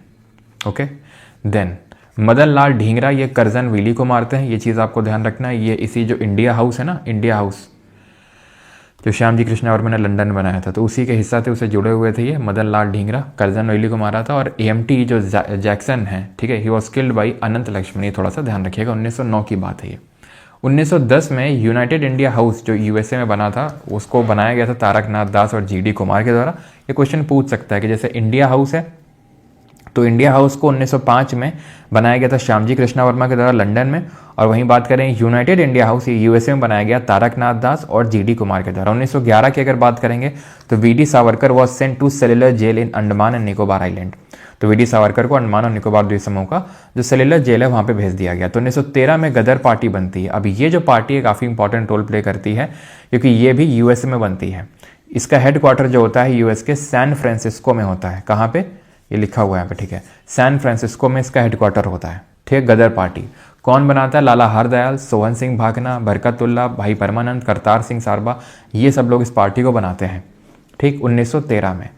और 1914 में एक इवेंट होता है जो इससे एसोसिएटेड है, इस पार्टी से, जिसको बोलते हैं कोमगाटा मारू इंसिडेंट। ये जो इंसिडेंट है कोमगाटा मारू इंसिडेंट, ये होता इसमें यह है कि कोमगाटा मारू नाम की एक जापानीज शिप होती है, जो सिख कम्युनिटी के लोग होते हैं वो इस शिप को क्या करते हैं, इसको रेंट पे काइंड ऑफ लेते हैं इस शिप को, और वैंकूवर कनाडा जाते हैं सब लोग ये, ठीक है। कहाँ पे? कनाडा में जाते हैं। कहाँ से? हांगकांग से कुछ लोगों को लेते हैं, कुछ लोगों को सिंगापुर से लेते हैं। हांगकांग से, सिंगापुर से कुछ लोगों को लेने के बाद, और इंडिया से भी काफ़ी लोग थे, सिख थे, वहाँ से ये जाते हैं कहाँ पे? वैंकूवर कनाडा में। जब वहाँ पे जाते हैं 376 लोग थे, तो सिर्फ 24 लोगों को एंट्री अलाउ करी गई थी, बाकी सब लोगों को वापस भेज दिया गया था कि यहाँ से जाओ। वापस भेज दिया गया था कहाँ पे? इंडिया में। और इंडिया में एक जगह है बजबज, ठीक है, बजबज। यहाँ पे जब ये लोग उतरे, ठीक है, तो जो ब्रिटिश इंडियन पुलिस के जो ऑफिशियल्स थे उनसे इन लोगों की क्या हो गई? झड़प हो गई, और हाथापाई तो हुई, साथ साथ गोलीबारी भी हो गई, जिसमें कि लगभग 20 या फिर उससे भी ज़्यादा, ठीक है, कहीं कहीं पे आपको 20 देखने को मिलेगा यहाँ पर, कहीं कहीं पे लगभग 26 देखने को मिलेगा। तो इसी के बीच इतने लोगों की यहाँ पे डेथ हो जाती है, और इसको फेमसली बोला जाता है कोमगाटा मारू इवेंट इंसिडेंट। ठीक है। ये भजभज जगह आपकी पड़ती है वेस्ट बंगाल में, कोलकाता में। तो आप देख सकते हैं कोमगाटा मारू भजभज इस रेलवे स्टेशन का नाम है। ठीक है। तो वेस्ट बंगाल पीसीएस की तैयारी करनी हो, एसएससी की तैयारी करनी हो, पुलिस की तैयारी करनी हो, टेट की तैयारी करनी हो, टेक गवर्नमेंट जॉब किसी की तैयारी करनी हो, आईसी अकेडमी मोबाइल नंबर ही लिखा है भाई। एक्चुअल में ये एक स्टूडेंट ने फोटो भेजा था मुझे, गूगल से नहीं उठाया मैंने। ठीक है, स्टूडेंट ने फोटो भेजा था। तो भजभज है। ठीक है। तो ये चीज़ ध्यान रखना है, कोमगाटा मारू इंसिडेंट है। ठीक है, जो गदर पार्टी से एसोसिएट है। 1914 में ही हुआ था। ठीक है, 1914 में गदर पार्टी बनी थी 1913 में। और 1915 में ध्यान रखना बर्लिन कमेटी बनी थी वीरेंद्र नाथ चट्टोपाध्याय। ठीक है, हाँ संपर्क करें, वीरेंद्र नाथ चट्टोपाध्याय ने बनाई थी 1915 में। तो ये सब वो पार्टीज़ हैं जो विदेश में बन रही हैं। ठीक है, विदेश में बन रही हैं। बर्लिन कमेटी 1915 में, वीरेंद्र नाथ चट्टोपाध्याय। सर ये मेरे घर के पास है भजभज। अच्छा हाँ, आप में से किसी ने भेजा था मुझे, तो वही मैंने लगाया था। अब हुआ क्या था, ब्रिटिशर्स को ये बात पता चल गई थी। अब देखो था क्या, वर्ल्ड वॉर 1 चल रहा था उस टाइम पे, 1914 में शुरू हो चुका था ये।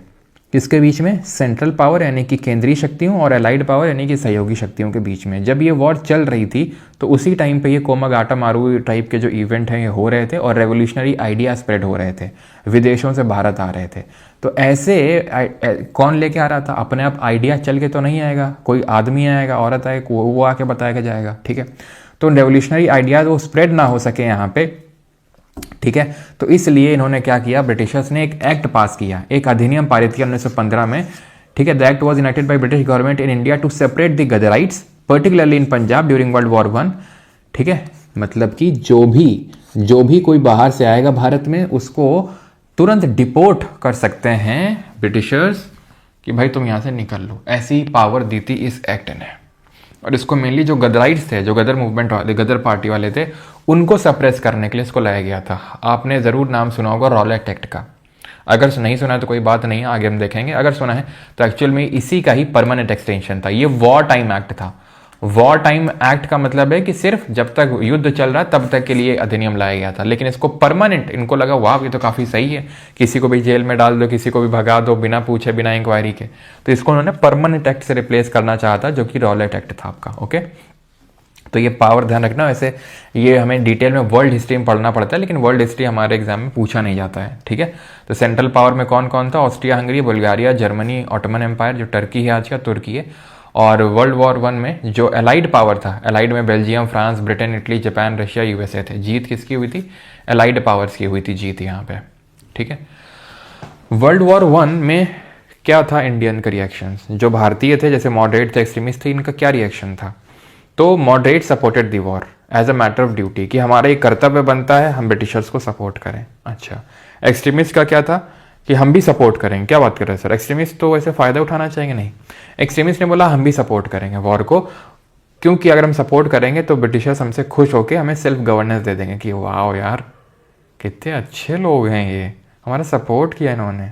ठीक है, और रेवोल्यूशनरी का क्या था, रेवोल्यूशनरी का था कि यही मौका है, मौके पे चौका मार दो, this is an opportunity to actively fight against the British rule and seek immediate. तो देख रहे हो, एक्सट्रीमिस्ट से भी ज्यादा एक्सट्रीमिस्ट एक ग्रुप आ चुका था जिसको हम रेवोल्यूशनरी बोल रहे थे। अब आप देखो बाल गंगाधर तिलक, जब आदमी थोड़ा एज में जाने लगता है तो वो थोड़ा सा रेवोल्यूशन की तरफ कम और, समझ रहे हो, और प्रेयर पिटिशन पे ज़्यादा बिलीव करने लगता है। तो तब जब 1885 की बात है तब तो तिलक लोग सब आप देखो तो यंग ही होंगे। अब हम बात कर रहे हैं सर 1914 से लेकर 1918 तक की। आप खुद ही सोचो ना, कितना 15-20 साल हो चुके हैं, हो चुके कि नहीं हो चुके हैं। और जो बाल गंगाधर तिलक जी वो जेल से भी आ चुके हैं अभी, है कि नहीं। मैंने अभी आपको बताया कि वो जेल गए थे और जेल जाने के बाद वो फिर 1914 में छूट के आते हैं। ठीक है, 1914 में वो छूट के आते हैं जेल से। तो ऑब्वियस सी बात है कि अब वो थोड़ा सा उतने ज़्यादा रेवोल्यूशनरी तो नहीं होंगे। तो एक्सट्रीमिस्ट से भी ज़्यादा एक्सट्रीमिस्ट एक था रेवोल्यूशनरी ग्रुप। तो ये भी बोल रहे थे सपोर्ट करो as a matter of duty, ये भी बोल रहे थे सपोर्ट करो, लेकिन कुछ तो मिलेगा हमें। ठीक है, कुछ तो मिलेगा। वो ब्रिटिशर्स बोलेंगे वाह कितने अच्छे लोग हैं, ये हमारा सपोर्ट किया था इन्होंने, इनको तो कुछ देते हैं। और क्या मिला ये मिला, क्या मिला, ये मिला। ठीक है, वैसे आज का टॉपिक नहीं है ये, तो एक्ट वाली क्लास में हो चुका है और ये वाला हम देखेंगे कल। ठीक है, रॉलेट एक्ट। तो इसी वजह से और ये लोग भड़क गए थे कि हम तो सोचे थे कि यार तुम कुछ अच्छा दोगे, तुम तो और ज़्यादा हम पे वो कर दिए हो। ठीक है, तो खैर होम रूल लीग बनाते हैं जब तिलक जी वापस आ जाते हैं यहाँ से, कहाँ से, दैट इज जेल से। तो ये एक होम रूल लीग का गठन करते हैं अलॉन्ग विद एनी बेसेंट। लेकिन ऐसा नहीं कि दोनों लोग साथ मिल के सेटअप करते हैं। ठीक है,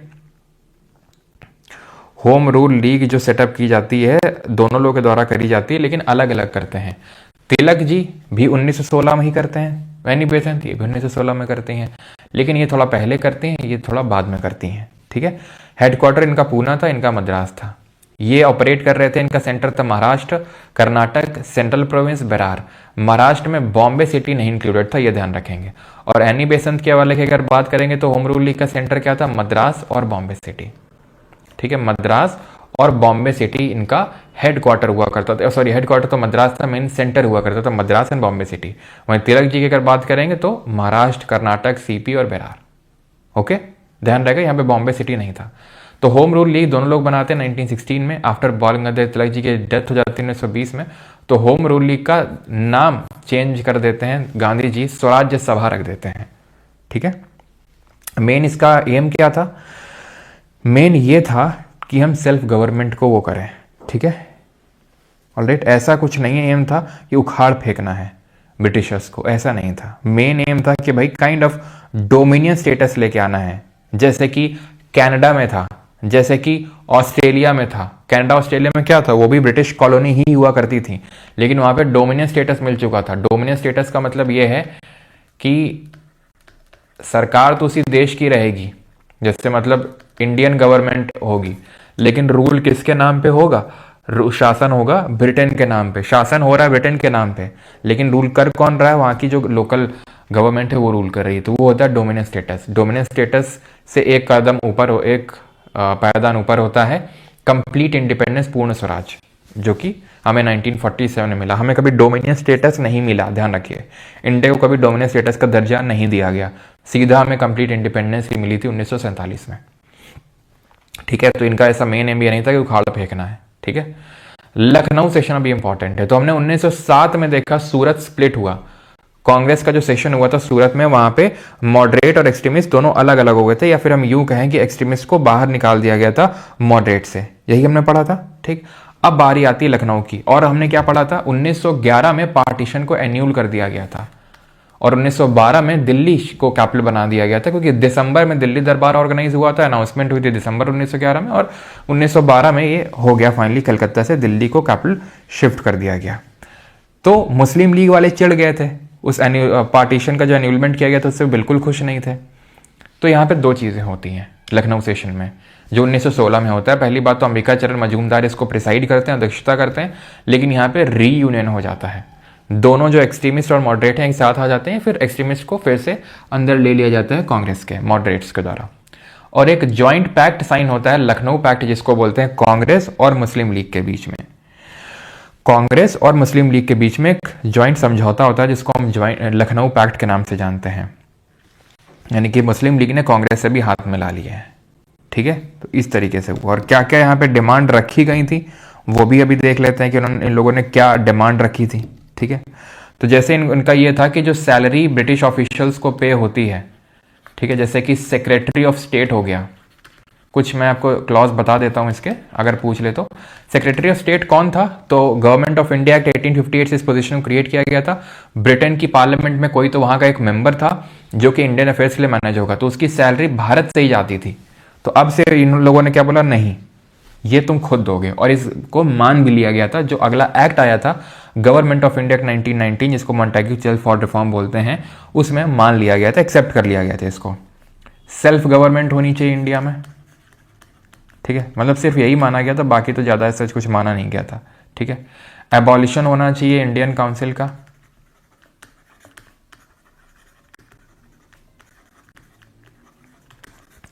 सेपरेशन होना चाहिए एग्जीक्यूटिव का जुडिशरी से।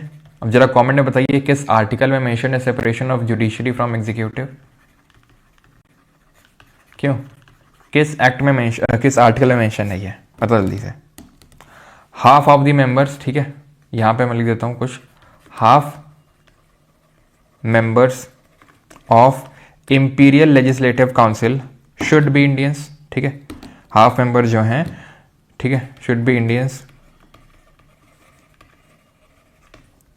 ओके, तो ये कुछ चीज़ें ध्यान रखिएगा।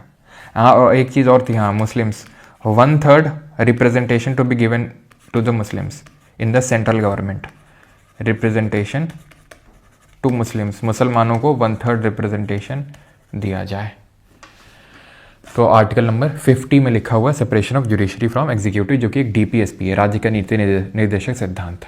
कुछ राइटिंग्स देखेंगे, न्यू इंडिया और कॉमनवेल्थ किसने लिखी है, एनी बेसेंट ने, ठीक है, ये पेपर्स निकाले थे न्यूज़पेपर्स। अल हिलाल, ये मौलाना अबुल कलाम आज़ाद ने लिखा था, अल हिलाल। तहदीबुल अखलाक किसने लिखा था, जरा बताएंगे, कॉमरेड मौलाना मोहम्मद अली ने, ठीक है, ध्यान रखेंगे। न्यू इंडिया और कॉमनवेल्थ एनी बेसेंट की पत्रिकाएं हैं। अल हिलाल उर्दू लैंग्वेज में न्यूज़पेपर है, जो मौलाना अबुल कलाम आज़ाद ने लिखा था। और मौलाना अबुल कलाम आज़ाद की एक, आपको ये ध्यान रखना है, इनकी एक किताब भी है, इंडिया विंस फ्रीडम। और कॉमरेड किसने लिखी है, मौलाना मोहम्मद अली ने। और एनी बेसेंट ने लिखी है न्यू इंडिया और कॉमनवेल्थ, कोई बुक नहीं है, ये पत्रिकाएं हैं ये, ठीक है, ऑल राइट। देन मैंने क्या पूछा था, तहदीबुल अखलाक, वो किसने लिखी थी, सर सैयद अहमद खान ने लिखी थी, ये चीज़ ध्यान रखिएगा, ठीक है।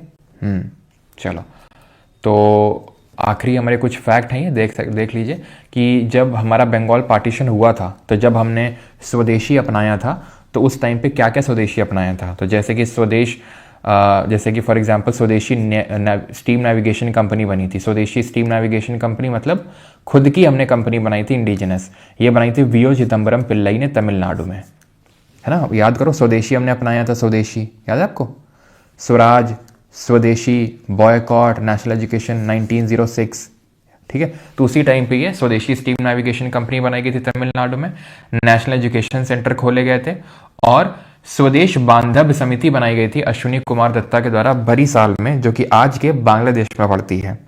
कहाँ पे, बांग्लादेश में पड़ती है स्वदेश बांधव समिति, जो जहां बनाई गई थी बरीसाल में, ठीक, किसने बनाई थी, अश्विनी कुमार दत्ता ने।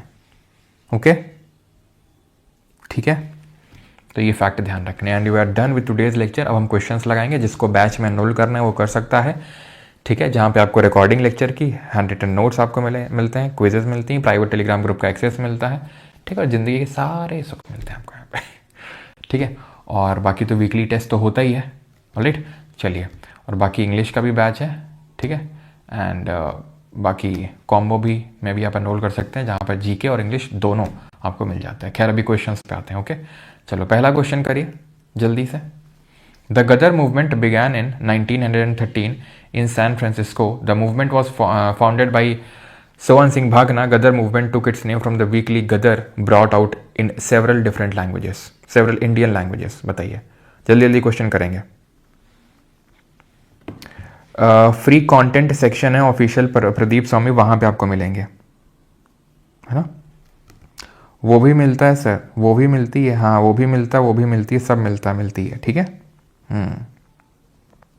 चलो, तो यहाँ पे अगर भागने क्यों लगते हो भाई क्वेश्चन के नाम से, हमें ये नहीं समझ में आता। जो भागते हो जरा बताओ, तो भागते हो क्यों, मतलब क्या कारण क्या है, क्यों भागते लगते हो, जानना चाहता हूँ मैं। मतलब पहला क्वेश्चन, चलो चलो चलो चलो क्वेश्चन आ गया, अभी तो रियलिटी पता चल जाएगी हमारी कि हमें कितना याद हुआ, कितना याद नहीं हुआ। मतलब मुझे इसलिए एक सरप्राइजिंग लगता है कि मुझे जैसे एज ए पर्सनली बताऊँ तो मुझे क्वेश्चन में ज़्यादा इंटरेस्ट होता था, कि वही मैं क्वेश्चन लगाऊँ ज़्यादा, थ्योरी में कम होता था। Ghadar movement began in 1913 in San Francisco, yes, ठीक है।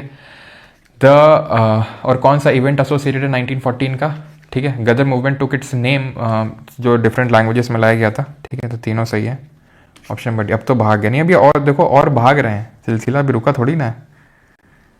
हाँ,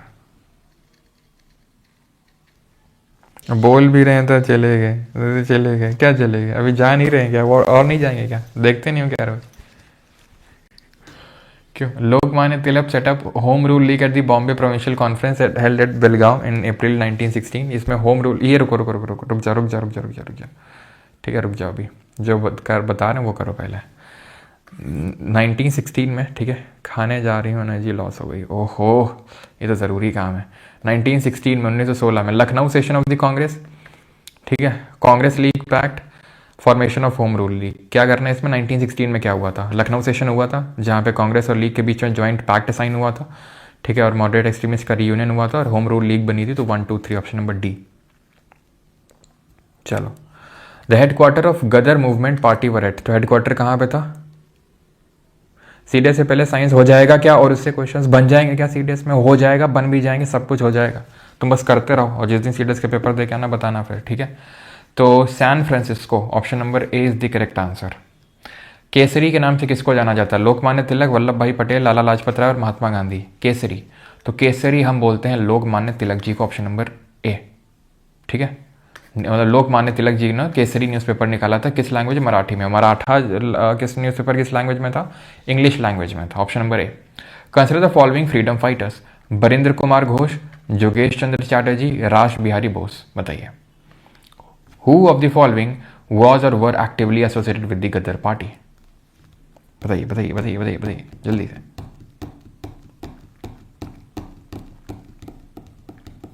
बरिंद्र कुमार घोष, ध्यान रखना, जुगांतर से एसोसिएटेड थे ये। बाद में जब जुगांतर नहीं, इन लोग को फांसी वासी हो जाती है, इनके खिलाफ ट्रायल चलता है, तो एक जतिंद्रनाथ बनर्जी करके थे जिनको बाघा जतिन के नाम से जानते हैं, ठीक है, वो इसको लीड करने लगते हैं, ठीक है। फिर अभी जब मैं भगत सिंह जी के बारे में पढ़ाऊंगा तब बाघा जतिन के बारे में आपको बताऊंगा कैसे इनकी डेथ होती है, ठीक है, ओके। तो बरिंद्र कुमार घोष, तो बरिंद्र कुमार घोष एक्चुअल में अरविंदो घोष के भाई थे ये, ठीक है, तो ये तो एसोसिएटेड नहीं होंगे। गदर पार्टी हम बात करें 1913 की, और ये बात चल रही है 1906 में बनाते हैं जुगांतर, अगर आपको याद हो, याद है आपको 1906 में, तो ये तो नहीं थे। जोगेश चंद्र चैटर्जी भी नहीं थे, रास बिहारी बोस थे। रास बिहारी घोष कौन थे? रास बिहारी घोष थे जिन्होंने प्रिसाइड किया था कांग्रेस का सूरत का जो सेशन हुआ था 1907 में, उसको। Who among the following was the viceroy of India in 1905 when the partition of Bengal was announced? तो जब पार्टीशन ऑफ बंगाल अनाउंस हुआ था 1905 में, तो वॉइसरॉय कौन थे? रिपन थे, कैनिंग थे, कर्जन थे या फिर मिंटो थे? 1905 में वॉइसरॉय कौन था पार्टीशन ऑफ बंगाल जब हुआ था? तो इट वॉज कर्जन, ठीक है। कैनिंग 1857 के रिवोल्ट में था, और मिंटो जब 1909 का इंडियन काउंसिल एक्ट आया था तब था। रुको, अब वो वाले क्वेश्चन कर लेते हैं जो छोड़े थे। क्वेश्चन करो ये वाला। Lokmanya Tilak set up the home rule league at the Bombay provincial conference held at the Belgaum, ठीक है। Annie Besant announce the formation of home rule league in September 1916 and to avoid friction so that कि दोनों लोगों में clash न कर जाएं, तिलक की जो लीग है was to work in Maharashtra excluding Bombay city, Karnataka, central province and Berar, ठीक है। And Besant's league was given charge of the rest of India. चलो, तो यहाँ पे सही आंसर क्या होगा? देखो, तो ये वाला तो सही है कि महाराष्ट्र में ऑपरेट कर रहे थे और एक्सेप्ट बॉम्बे सिटी, ये चीज़ हमें पता होनी चाहिए कि जो बॉम्बे सिटी थी वो इसमें इंक्लूडेड नहीं थी, तो तीसरा वाला तो सही होगा, ठीक है। और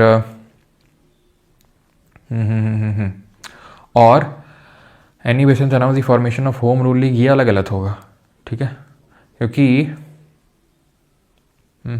एक सेकेंड,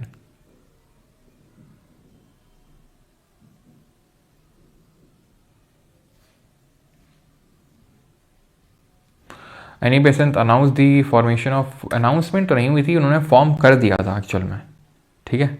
अनाउंसमेंट ऐसे क्या फॉर्म कर ही दिया था, ठीक है, अनाउंस तो नहीं, ठीक है, तो मेरे हिसाब से तो गलत होना चाहिए। Lokmanya Tilak set up the home rule league at the Bombay provincial, ये तो सही होगा, ठीक है। बॉम्बे प्रोविंशियल जो लीग थी वहाँ पर इन्होंने होम रूल लीग को अप्रैल में सेटअप किया था, जैसे मैंने आपको बताया अप्रैल में, यानी पहले तो सेटअप किया था तिलक ने, बाद में सितंबर के टाइम पे यानी बेसन ने सेटअप किया था, लेकिन अनाउंस नहीं, उन्होंने सेटअप कर दिया था, ठीक है। तो आंसर होगा ऑप्शन नंबर बी 1 और 3 ओनली। कौन सेक्रेटरी बना था गदर पार्टी का लाला हरदयाल के बाद? तो सोहन सिंह भाखना, लाला हरदयाल, ये सब लोग फाउंडर्स में थे, लेकिन यहाँ पे जो आंसर होगा दैट वुड बी, वैसे थे तो ये भी तारकनाथ दास भी थे, सोहन सिंह भाखना भी थे, रामनाथ पुरी इसका आंसर होगा। ये थोड़ा सा टफ क्वेश्चन है कि सेक्रेटरी कौन बना था लाला हरदयाल के बाद, तो रामनाथ पुरी होंगे, ओके। तो ये दो क्वेश्चन थोड़े से टफ थे, थोड़ा सा टफ, ठीक है। मतलब ये वाला तो था नो डाउट, ये वाला रामनाथ पुरी वाला, और ये थोड़ा सा ये भी था, थोड़ा सा, लेकिन ज़्यादा नहीं। चलो अगला क्वेश्चन करते हैं। अभी आ जाते हैं ये आपके क्वेश्चंस, एडिक्विटी पैटर्न, ठीक है। In which year did the Indian National Congress split over after witnessing a sharp ideological division between extremist and moderate? तो किस वर्ष भारतीय राष्ट्रीय कांग्रेस में चरमपंथियों और उदारवादियों के बीच तीखे वैचारिक विभाजन के बाद विभाजन हुआ था? तो कब विभाजन हुआ था? 1907 में, 1907 का सूरत स्प्लिट है ये, है ना। Partition of Bengal was annulled in which year? During mass protest. तो ये एन्यूल कब हुआ था, रद्द कब किया गया था इस विभाजन को? तो रद्द करने का ईयर था आपका 1911, 1911 में इसको रद्द कर दिया गया था और अनाउंस कर दिया गया था कि अभी जो कैपिटल है वो दिल्ली हो जाएगी। और कैपिटल बन कब गई थी? ये क्या बोलते हैं 1912 में, 1912 में। 1914 में क्या हुआ था? कोमगाटा मारो इंसिडेंट हुआ था। From which of the following the early 20th century home rule movement in India, which aimed at promoting self-government within the British Empire and mobilizing, was inspired? कहाँ से इंस्पायर्ड था ये होम रूल लीग की अगर बात करेंगे? America का जो सिविल वॉर हुआ था, French revolution, Irish home rule movement, या फिर बोर वॉर्स? तो आंसर इसका होगा आयरिश होम रूल लीग। जो एनी बेसन थी वो भी आयरलैंड से ही थी, ठीक है। तो जो आयरिश होम रूल मूवमेंट था उससे इंस्पायर्ड था ये। ओके,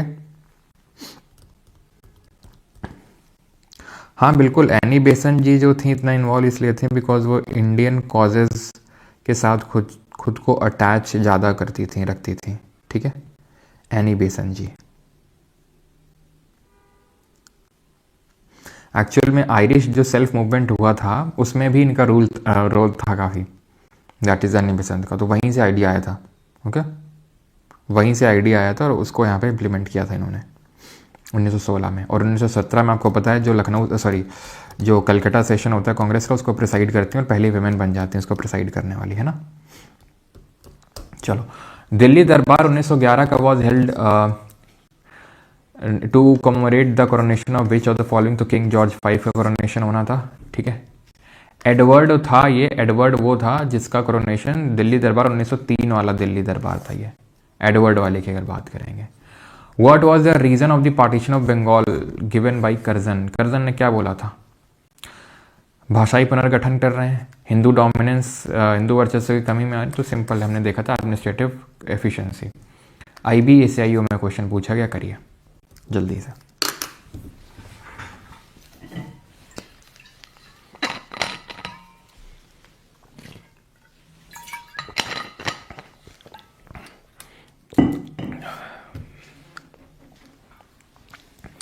तो Komagata Maru incident was attributed to the Ghadar movement. Komagata Maru घटना का कारण गदर आंदोलन को माना जाता है। यस, 1914 में हुआ था, गदर मूवमेंट आपका 1913 में। Komagata Maru ship was had by Gurdeep Singh. In the Komagata Maru incident more than 100 passenger was shot dead as per the government report. No, government तो कमी बताएगी ना, मैंने आपको 20 बताए थे, तो गवर्नमेंट तो भाई कमी बताएगी उससे, खुद सोचो। गवर्नमेंट कभी ज़्यादा आंकड़े देगी? हाँ, नहीं देगी। इन द कोमगाटा मारू शिप, तो तीसरा वाला हट जाएगा आपका यहाँ से, पहला वाला तो सही हो ही गया, दूसरा और चौथे में देखना। Most of the passenger were travelling towards the USA but they were forcefully brought to Calcutta. ठीक है, वो ट्रैवल कर रहे थे कहाँ पे? यूएसए में, बट उनको फोर्सफुली कलकत्ता लाया गया, जो बजबज नाम की जगह है। अब बजबज वही है जो मैंने आपको दिखाया था, जो कि कहाँ पर है? कलकत्ता में है, ठीक है। तो ये गलत होगा बिकॉज वी नो कि यूएसए तो ट्रैवल नहीं कर रहे थे, कनाडा ट्रैवल कर रहे थे, ठीक है। कनाडा कर रहे थे ना ट्रैवल, यूएसए थोड़ी नहीं कर रहे थे। पढ़ाया था कि नहीं पढ़ाया था बताओ? तो बच गया क्या? इसको सही होना पड़ेगा, गुरदीप सिंह जी ने हायर किया था इसको, ठीक है। चलो, combing the following were moderate leaders, निम्नलिखित में से कौन सा उदारवादी नेता थे? दादा भाई नौरोजी, गोपाल कृष्ण गोखले, फिरोज शाह मेहता, सुरेंद्रनाथ बनर्जी। मॉडरेट कौन थे बताओ? मॉडरेट तो ये होंगे, ये होंगे, ये होंगे, ये होंगे, सबको ही होगा, सबको ही होगा। Freedom is my, swaraj is my birth right and I shall have it, किसने बोला था? Which nationalist leader declare that swaraj was a birth right? ठीक है, याद है इनको? Aurobindo Ghosh. Alipur bomb conspiracy case जो था, मानिक टोला, जिसमें डगलस किंग्सफोर्ड की हत्या एंड उसके बाद रेड डाली थी ब्रिटिश ऑफिशियल्स ने, इनके खिलाफ कोई सबूत नहीं मिले थे तो इनको बरी कर दिया गया था। 1905 servants of India society form किया था, साथ ही साथ गांधी जी और जिन्ना के पॉलिटिकल गुरु थे ये, ठीक है। चलो, 18 विच of the following years saw the final split? कब हुआ था स्प्लिट? तो 1907 में हुआ था, सूरत में भी। No, by which notable title was Lokmanya Bal Gangadhar Tilak called by British writer Valentine Chirol during his political life? Father of Indian unrest, frontier Gandhi, lion of Punjab, grand old man of India.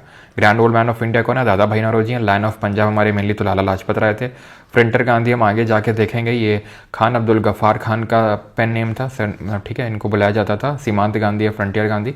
Father of Indian unrest थे कौन? तिलक जी को बोला था Chirol ने, चिरांद आदमी था ये, ठीक है। What was the long term contribution of the moderate leaders? तो उदारवादी नेताओं का दीर्घकालिक योगदान क्या था? Dividing the Congress permanently, Congress का, ठीक है, डिवाइड कर देना पूरी तरीके से। Ending communal tension, building the foundation for later mass movement, ठीक है। कंप्लीट इंडिपेंडेंस ये ऐसा कुछ नहीं था, आगे जो मास मूवमेंट होगा उसके लिए फाउंडेशन, उसके लिए नींव रखना मेन इनका एम था। Which of the following leaders served as the president of the Calcutta session of the Congress?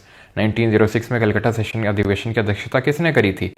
ठीक है, जहां पर प्रिवेंटिंग एन इमीडिएट स्प्लिट, जिसकी वजह से एक इमीडिएट स्प्लिट बच गया था, क्योंकि दादा भाई नौरोजी को फादरली फिगर के तौर से देखा जाता था एक्सट्रीमिस्ट के द्वारा भी, तो इसलिए वो पार्टीशन बच गई थी, ठीक है।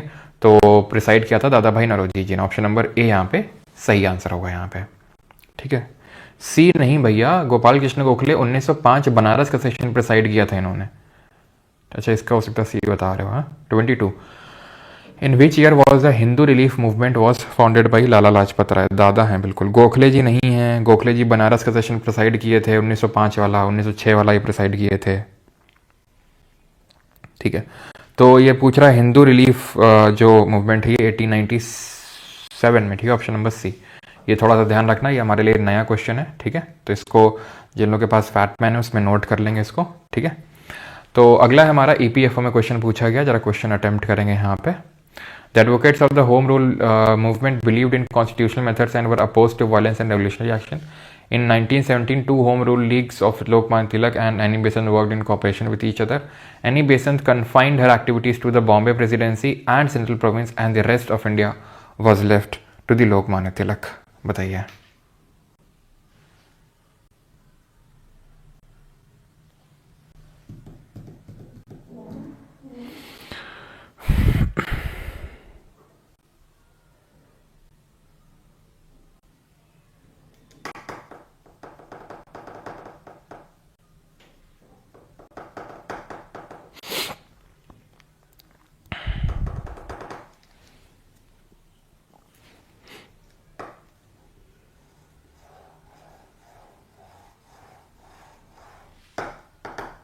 चलो, तो the advocates of the home rule movement believed in the constitutional methods and were oppose to violence. बिल्कुल, हमने देखा था ग्वाल गंगाधर तिलक थोड़े से मॉडरेट टाइप हो चुके थे अभी, उनका ऐसा नहीं था कि उखाड़ फेंकना है, उन्होंने सपोर्ट भी किया था एक्सट्रीमिस्ट ने इस आस में कि ब्रिटिशर्स कुछ तो उनको ऑफर करेंगे, है ना, उसके बाद वॉर के बाद, लेकिन ऐसा कुछ हुआ नहीं था, वो बात अलग है।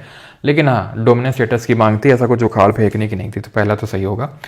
इन लोगों ने कॉपरेशन में काम किया था, सही है। अब आप हो सकता है डाउट इसलिए करें कि यहाँ 17 लिखा हुआ है 16 क्यों नहीं है, तो भाई उसमें ये नहीं लिखा है कि फाउंड कब हुआ है, ठीक है। ये तो नहीं लिखा है ना कि 1916 में बना ही, ऐसा तो नहीं लिखा है। उसमें लिखा 1917 में, साथ में कॉपरेशन में, बिल्कुल साथ में काम किया था दोनों के, ऐसे तो थे नहीं अपोज में थे, हैं कि ऐसा कुछ था, ठीक है। तो ऑब्वियस बात है सही होगा।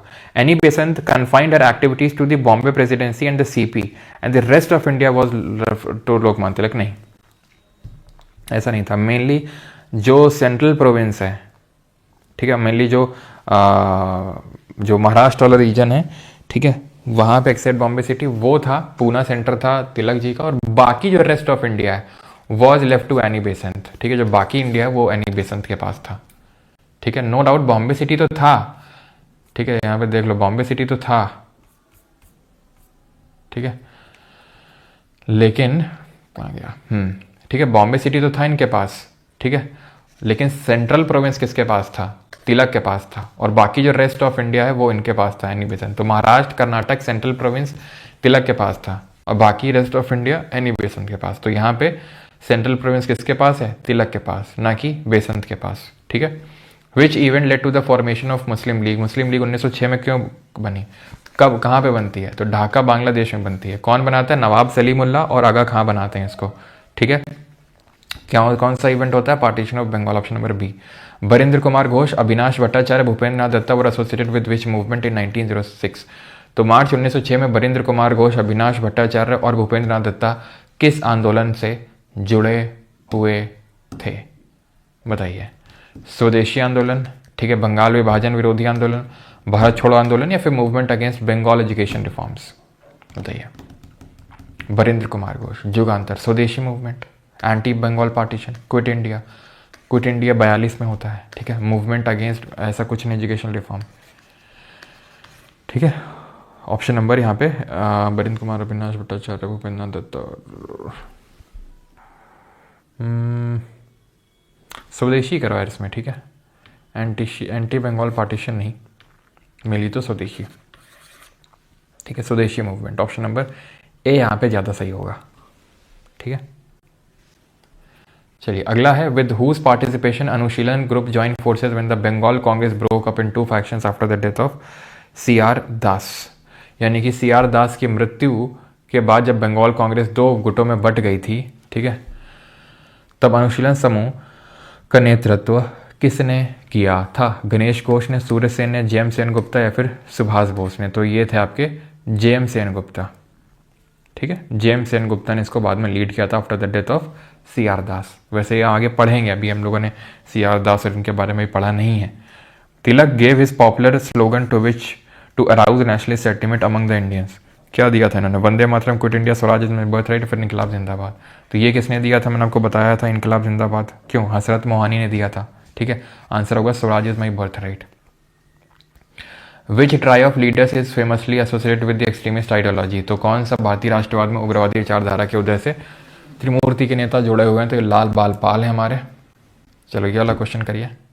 आई थिंक बहुत आसान है, आरबी एनटीपीसी में पूछा गया, लंबा चौड़ा दिख तो रहा है लेकिन है बहुत आसान से क्वेश्चन। क्योंकि अगर आप यहाँ पे देखो तो गणेश फेस्टिवल, शिवाजी फेस्टिवल, केसरी, मराठा कौन है? तिलक जी हैं, ठीक है। Where was the headquarter of home rule league of Bal Gangadhar Tilak ji का हेडक्वार्टर कहाँ था? तो ये था आपका कहाँ पे? पूना में, और बेसन जी का मद्रास में था, ठीक है। चलो 5 क्वेश्चन और करते हैं। Which of the following event led to the division of Congress into moderate and extremist 1907 में? तो क्यों हुआ था? मेन रीजन था पार्टीशन ऑफ बंगाल। एक second, which of the following events led to the division of the, okay, division क्यों हुआ था? साइमन कमीशन, मतलब मेनली तो ये है पार्टीशन ऑफ बंगाल है, सूरत सेशन क्यों हुआ था? ओके, इवेंट, तो इवेंट तो सूरत का सेशन ही था, ठीक है। कॉज पूछता तो पार्टीशन होता, लेकिन ठीक है, इवेंट तो सूरत का सेशन ही था आपका, ठीक है। ये किस में पूछा गया? एनटीपीसी में ही। एनटीपीसी का ये क्वेश्चन है आपका, which method best कैरेक्टराइजेज the approach of the moderate? का क्या मेन अप्रोच था? कौन से विधि उदारवादियों के दृष्टिकोण को सबसे अच्छी तरीके से दर्शाती है? तो उनका था PPP कि प्रेयर रखेंगे, पिटिशन करेंगे एंड देन प्रोटेस्ट पे उतरेंगे, सीधा प्रोटेस्ट पे नहीं जाएंगे, ठीक है। जो एक्सट्रीमिस्ट मानते थे कि सीधा प्रोटेस्ट मारना है। Which of the following best defines the strategy of passive resistance as advocated by extremists? निम्नलिखित में से कौन सा विकल्प उग्रवादियों द्वारा समर्थित निष्क्रिय प्रतिरोध की रणनीति को सबसे सटीक रूप से परिभाषित करता है? ये पैसिव रेजिस्टेंस पे कौन बिलीव करते थे? Extremist. Boycott, swadeshi, non cooperation with rulers, armed confrontation with colonial forces, assassination of British officers, या military training of the Indian youth abroad, ठीक है। तो किसको एडवोकेट करते थे एक्सट्रीमिस्ट जो थे? एक्सट्रीमिस्ट बोलते थे बॉयकॉट, स्वदेशी and non cooperation with the rulers, ठीक है। ये स्ट्रैटेजी है पैसिव रेजिस्टेंस की, निष्क्रिय प्रतिरोध है, कुछ हम करेंगे भी नहीं और इनका विरोध भी हो जाएगा। यानी कि जैसे कि जिसमें मैं बोलता हूँ ना कि अभी आप जो लर्निंग कर रहे हो पैसिव लर्निंग है, ठीक है। मान लो क्लास खत्म हो गई, उसके बाद 10 मिनट बाद आप आके फिर बैठे, अपने नोट्स या फिर अपने PPT या फिर जो भी है आपने रिवाइज करना शुरू किया। आपने आंखें बंद करी, अच्छा मैंने ये पढ़ा था, सर ने पहले पढ़ा था बंगाल पार्टीशन, ठीक है। उसके बाद फिर उन्होंने कर्जन की पॉलिसीज़ पढ़ाई थी, फिर रेवोल्यूशनरी एक्टिविटीज़ पढ़ाई थी, फिर बंगाल पार्टीशन के बारे में, इस तरीके से सारी चीज़ें हुई थी। तो आप एक्टिव यानी खुद पार्टिसिपेट कर रहे हो। यहाँ पे क्या अपने आप चीज़ें अंदर जा रही हैं। तो उसी तरीके से हम कुछ कर नहीं रहे, ब्रिटिशर्स का विरोध अपने आप हो रहा है, उनकी हम चीज़ें नहीं ले रहे हैं उसी में। ये जो हो जाएंगे एक्टिव रेजिस्टेंस है, पैसिव में नहीं आएंगे ये, ठीक है। Who among the following was arrested and imprisoned for refusing to give evidence against Aurobindo in Vande Mataram conspiracy case में? किसको अरेस्ट कर लिया गया था? क्योंकि ये काइंड ऑफ एविडेंस नहीं दे रहे थे अरबिंदो घोष के खिलाफ। विपिन चंद्रपाल जी, जो आपके सत्यनारायणन है, पीर अली खान और कन्हैया मानिकलाल मुंशी, के मुंशी। तो ध्यान रखिएगा, आप ऑप्शन को आराम से एलिमिनेट कर सकते हैं यहाँ पर। पीर अली खान तो ये आपके एसोसिएटेड हैं किससे? 1857 के रिवोल्ट से, 1857 की क्रांति से, पटना से, अगर आपको याद हो, ठीक है, जहाँ पर इनको अरेस्ट किया गया था। ये भी अपने दोस्तों के साथियों के नाम नहीं बता रहे थे, जिसकी वजह से इनको फिर ब्रिटिशर्स ने मार डाला था। ठीक है, तो के मुंशी, ये हम पढ़ते हैं पॉलिटी में कि जो ऑर्डर ऑफ बिजनेस कमेटी है उसके चेयरमैन थे, ड्राफ्टिंग कमेटी के मेंबर थे। तो हम बात कर रहे हैं आज़ादी के बाद की, ये बात कितने पहले की हो रही है। ठीक है, और अरविंदो घोष अभी हमने देखा था 1906 की बात है ना, उसके बाद ये चले गए थे पूरी तरीके से 1910 के बाद मेनली तो बात है, जब स्पिरिचुअलिटी की तरफ चले गए थे। तो ऑब्वियस सी बात है ये तो नहीं होंगे। ठीक है, बचा कौन? Bipin Chandra Pal, option number A answer होगा यहाँ पे। ठीक है, what was the extremist method to resist British policies apart from the agitation boycott? तो मेन क्या था इनका मेथड, क्या था to resist British policies apart from agitation boycott के अलावा क्या था? तो अब ऐसी बात है ये तो नहीं होगा। ठीक है, पैसिव रेजिस्टेंस यहाँ पे सही आंसर होगा। ठीक है, निष्क्रिय प्रतिरोध। Swadesh Sevak home is related to which of the following nationalist freedom initiative? Swadesh Sevak home किससे एसोसिएटेड है? Home rule movement, Ghadar movement, non cooperation movement, या फिर किससे? बताइए। Swadesh Sevak home, Vancouver.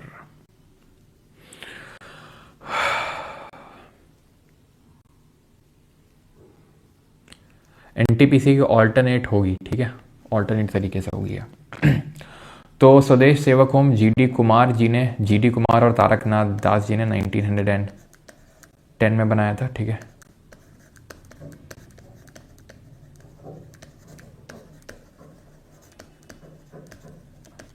Okay, और कहाँ पे बनाया था? तो वैंकूवर। ठीक है, में बना था, कनाडा में। ठीक है, गदर मूवमेंट से एसोसिएटेड है ये। ठीक है, गदर मूवमेंट से। ओके, ये चीज़ ध्यान रखनी है आपको। अगला बढ़ते हैं। अलीपुर बॉम्ब कॉन्स्पिरेसी केस जो 1908 में हुई थी, किससे एसोसिएटेड है? अलीपुर, भगत सिंह, जतिन दास, अरविंदो घोष, खुदीराम बोस। तो ये Khudiram Bose, option number D, जिनको की फांसी पे चढ़ा दिया गया था 18 साल की उम्र में, और प्रफुल्ल चाकी ने खुद को गोली मार ली थी। ठीक है, ये जब इसके बाद जब सब कुछ हो जाता तो जतिन दास, जिनको बाघा जतिन बोलते हैं, उन्होंने चेयरमैनशिप अज्यूम करी थी युगांतर ग्रुप की। Tilak, a prominent extremist leader, wrote the newspaper Maratha in which language? तो मराठा को इंग्लिश लैंग्वेज में लिखा गया था और केसरी को मराठी लैंग्वेज में लिखा गया था। ये चीज़ आप ध्यान रखिएगा। ठीक है, चलो 39 पे आते हैं। Which prominent leader, Indian freedom fighter, was imprisoned in Mandalay jail Burma? किस प्रमुख भारतीय स्वतंत्रता सेनानी को मांडले जेल बर्मा में कैद किया गया था? बाल गंगाधर तिलक, जवाहरलाल नेहरू, सुभाष चंद्र बोस, या फिर महात्मा गांधी? बताइए। मांडले जेल बर्मा में, अभी थोड़ी देर मैंने पहले आपको बताया था, बाल गंगाधर तिलक 1908 से लेकर 1914। What was the main demand of the home rule movement? की मेन डिमांड क्या थी? टैक्स अबॉलिश, पूरी आज़ादी, ban on western education, self governance. ठीक है, ब्रिटिश लाइंस पे। ओके, ये वाली चीज़ लिखी है कि नहीं? हमारे नोट्स में नहीं लिखी, तो इसको नोट कर लो, स्वदेश सेवक होम वाली।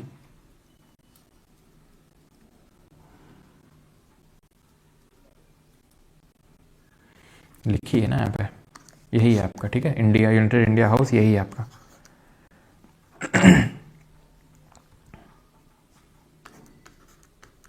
ठीक है, स्वदेश सेवक होम। ओके, यही है आपका। चलो, तो यहाँ पे 40 क्वेश्चन हमारे हो गए हैं। बाकी क्वेश्चन आप करेंगे। आई थिंक 14 क्वेश्चन हैं आपके लिए, होमवर्क है ये। ओके, तो यहाँ पे होता है हमारा आज का सेशन ख़त्म, and we are done with today's lecture. Okay, आपको कितनी लैंग्वेज आती हैं? लैंग्वेज हिंदी आती है, इंग्लिश आती है, बंगाली आती है। बोलो पहला बाईशाख। ठीक है, डाउट है किसको? अच्छा, क्यों नहीं हो रही पढ़ाई को डाउट? ओके, क्वेश्चन नंबर 23 का डाउट है गो आपको? जामे बताओ क्या डाउट है? तीसरा में डाउट है तो मैं आपको बता दूं कि सेंट्रल प्रोविंस बाल गंगाधर तिलक के अंडर में था, इनके अंडर में नहीं था। 3 गया, डी गया, बी गया। पहला अपने आप से हो गया, दूसरे में डाउट हो सकता है। कॉपरेशन में वर्क की थी, एक दूसरे कॉपरेशन में, अगेंस्ट में नहीं थी, लड़ नहीं रही थी एक दूसरे से कि तुम भी मैथ पढ़ाते हो, हम भी मैथ पढ़ाते हैं, लड़ लें, ऐसा टाइप नहीं था। हिस्ट्री इस वीक मोस्ट प्रॉब्ली ख़त्म हो जाएगी। हाँ बिल्कुल होगा, फूडी जी होगा। कैमोंचो सिसवान वाई काजन, जो भी आपका नाम है, ठीक है। क्या डाउट है इसमें? दोनों ने कॉपरेशन में वर्क किया था, ऐसे लड़ नहीं रहे थे दोनों एक दूसरे से।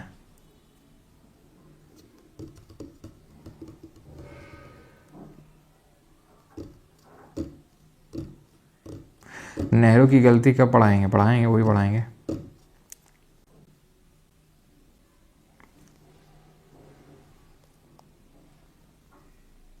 कुलदीप तो शुराई कंटिन्यू, तो वही आप करो, अच्छे से करो। जो क्वेश्चंस होते हैं एनटीपीसी पे की सीरीज़ में करवाता हूँ, उसको टाइम निकाल के देख लिया करो एक बार, कौन कौन से क्वेश्चंस हैं जो आते नहीं आते हैं, उसमें जो लिखा हुआ है टेक्स्ट क्या मुझे पता है कि नहीं पता है, जो एक्स्ट्रा लगता है उसको नोट कर लिया करो, ऐड ऑन कर लिया करो नोट्स में, फिर से मत करो।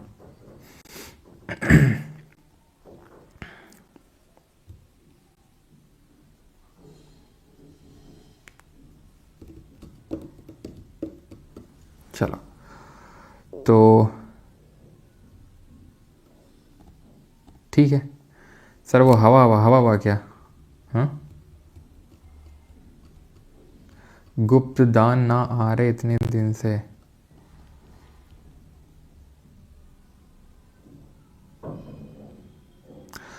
करवा तो देते हैं क्वेश्चन, कुछ तो यार अपने तरफ से कर ही सकते हो, हर चीज़ में आंसर शीट डालो क्यों। चलिए, thank you everyone, thank you. हाँ, औकात तो चल जाती क्वेश्चन से, ये भी है। डाउट है 20 में? अच्छा, क्या डाउट है?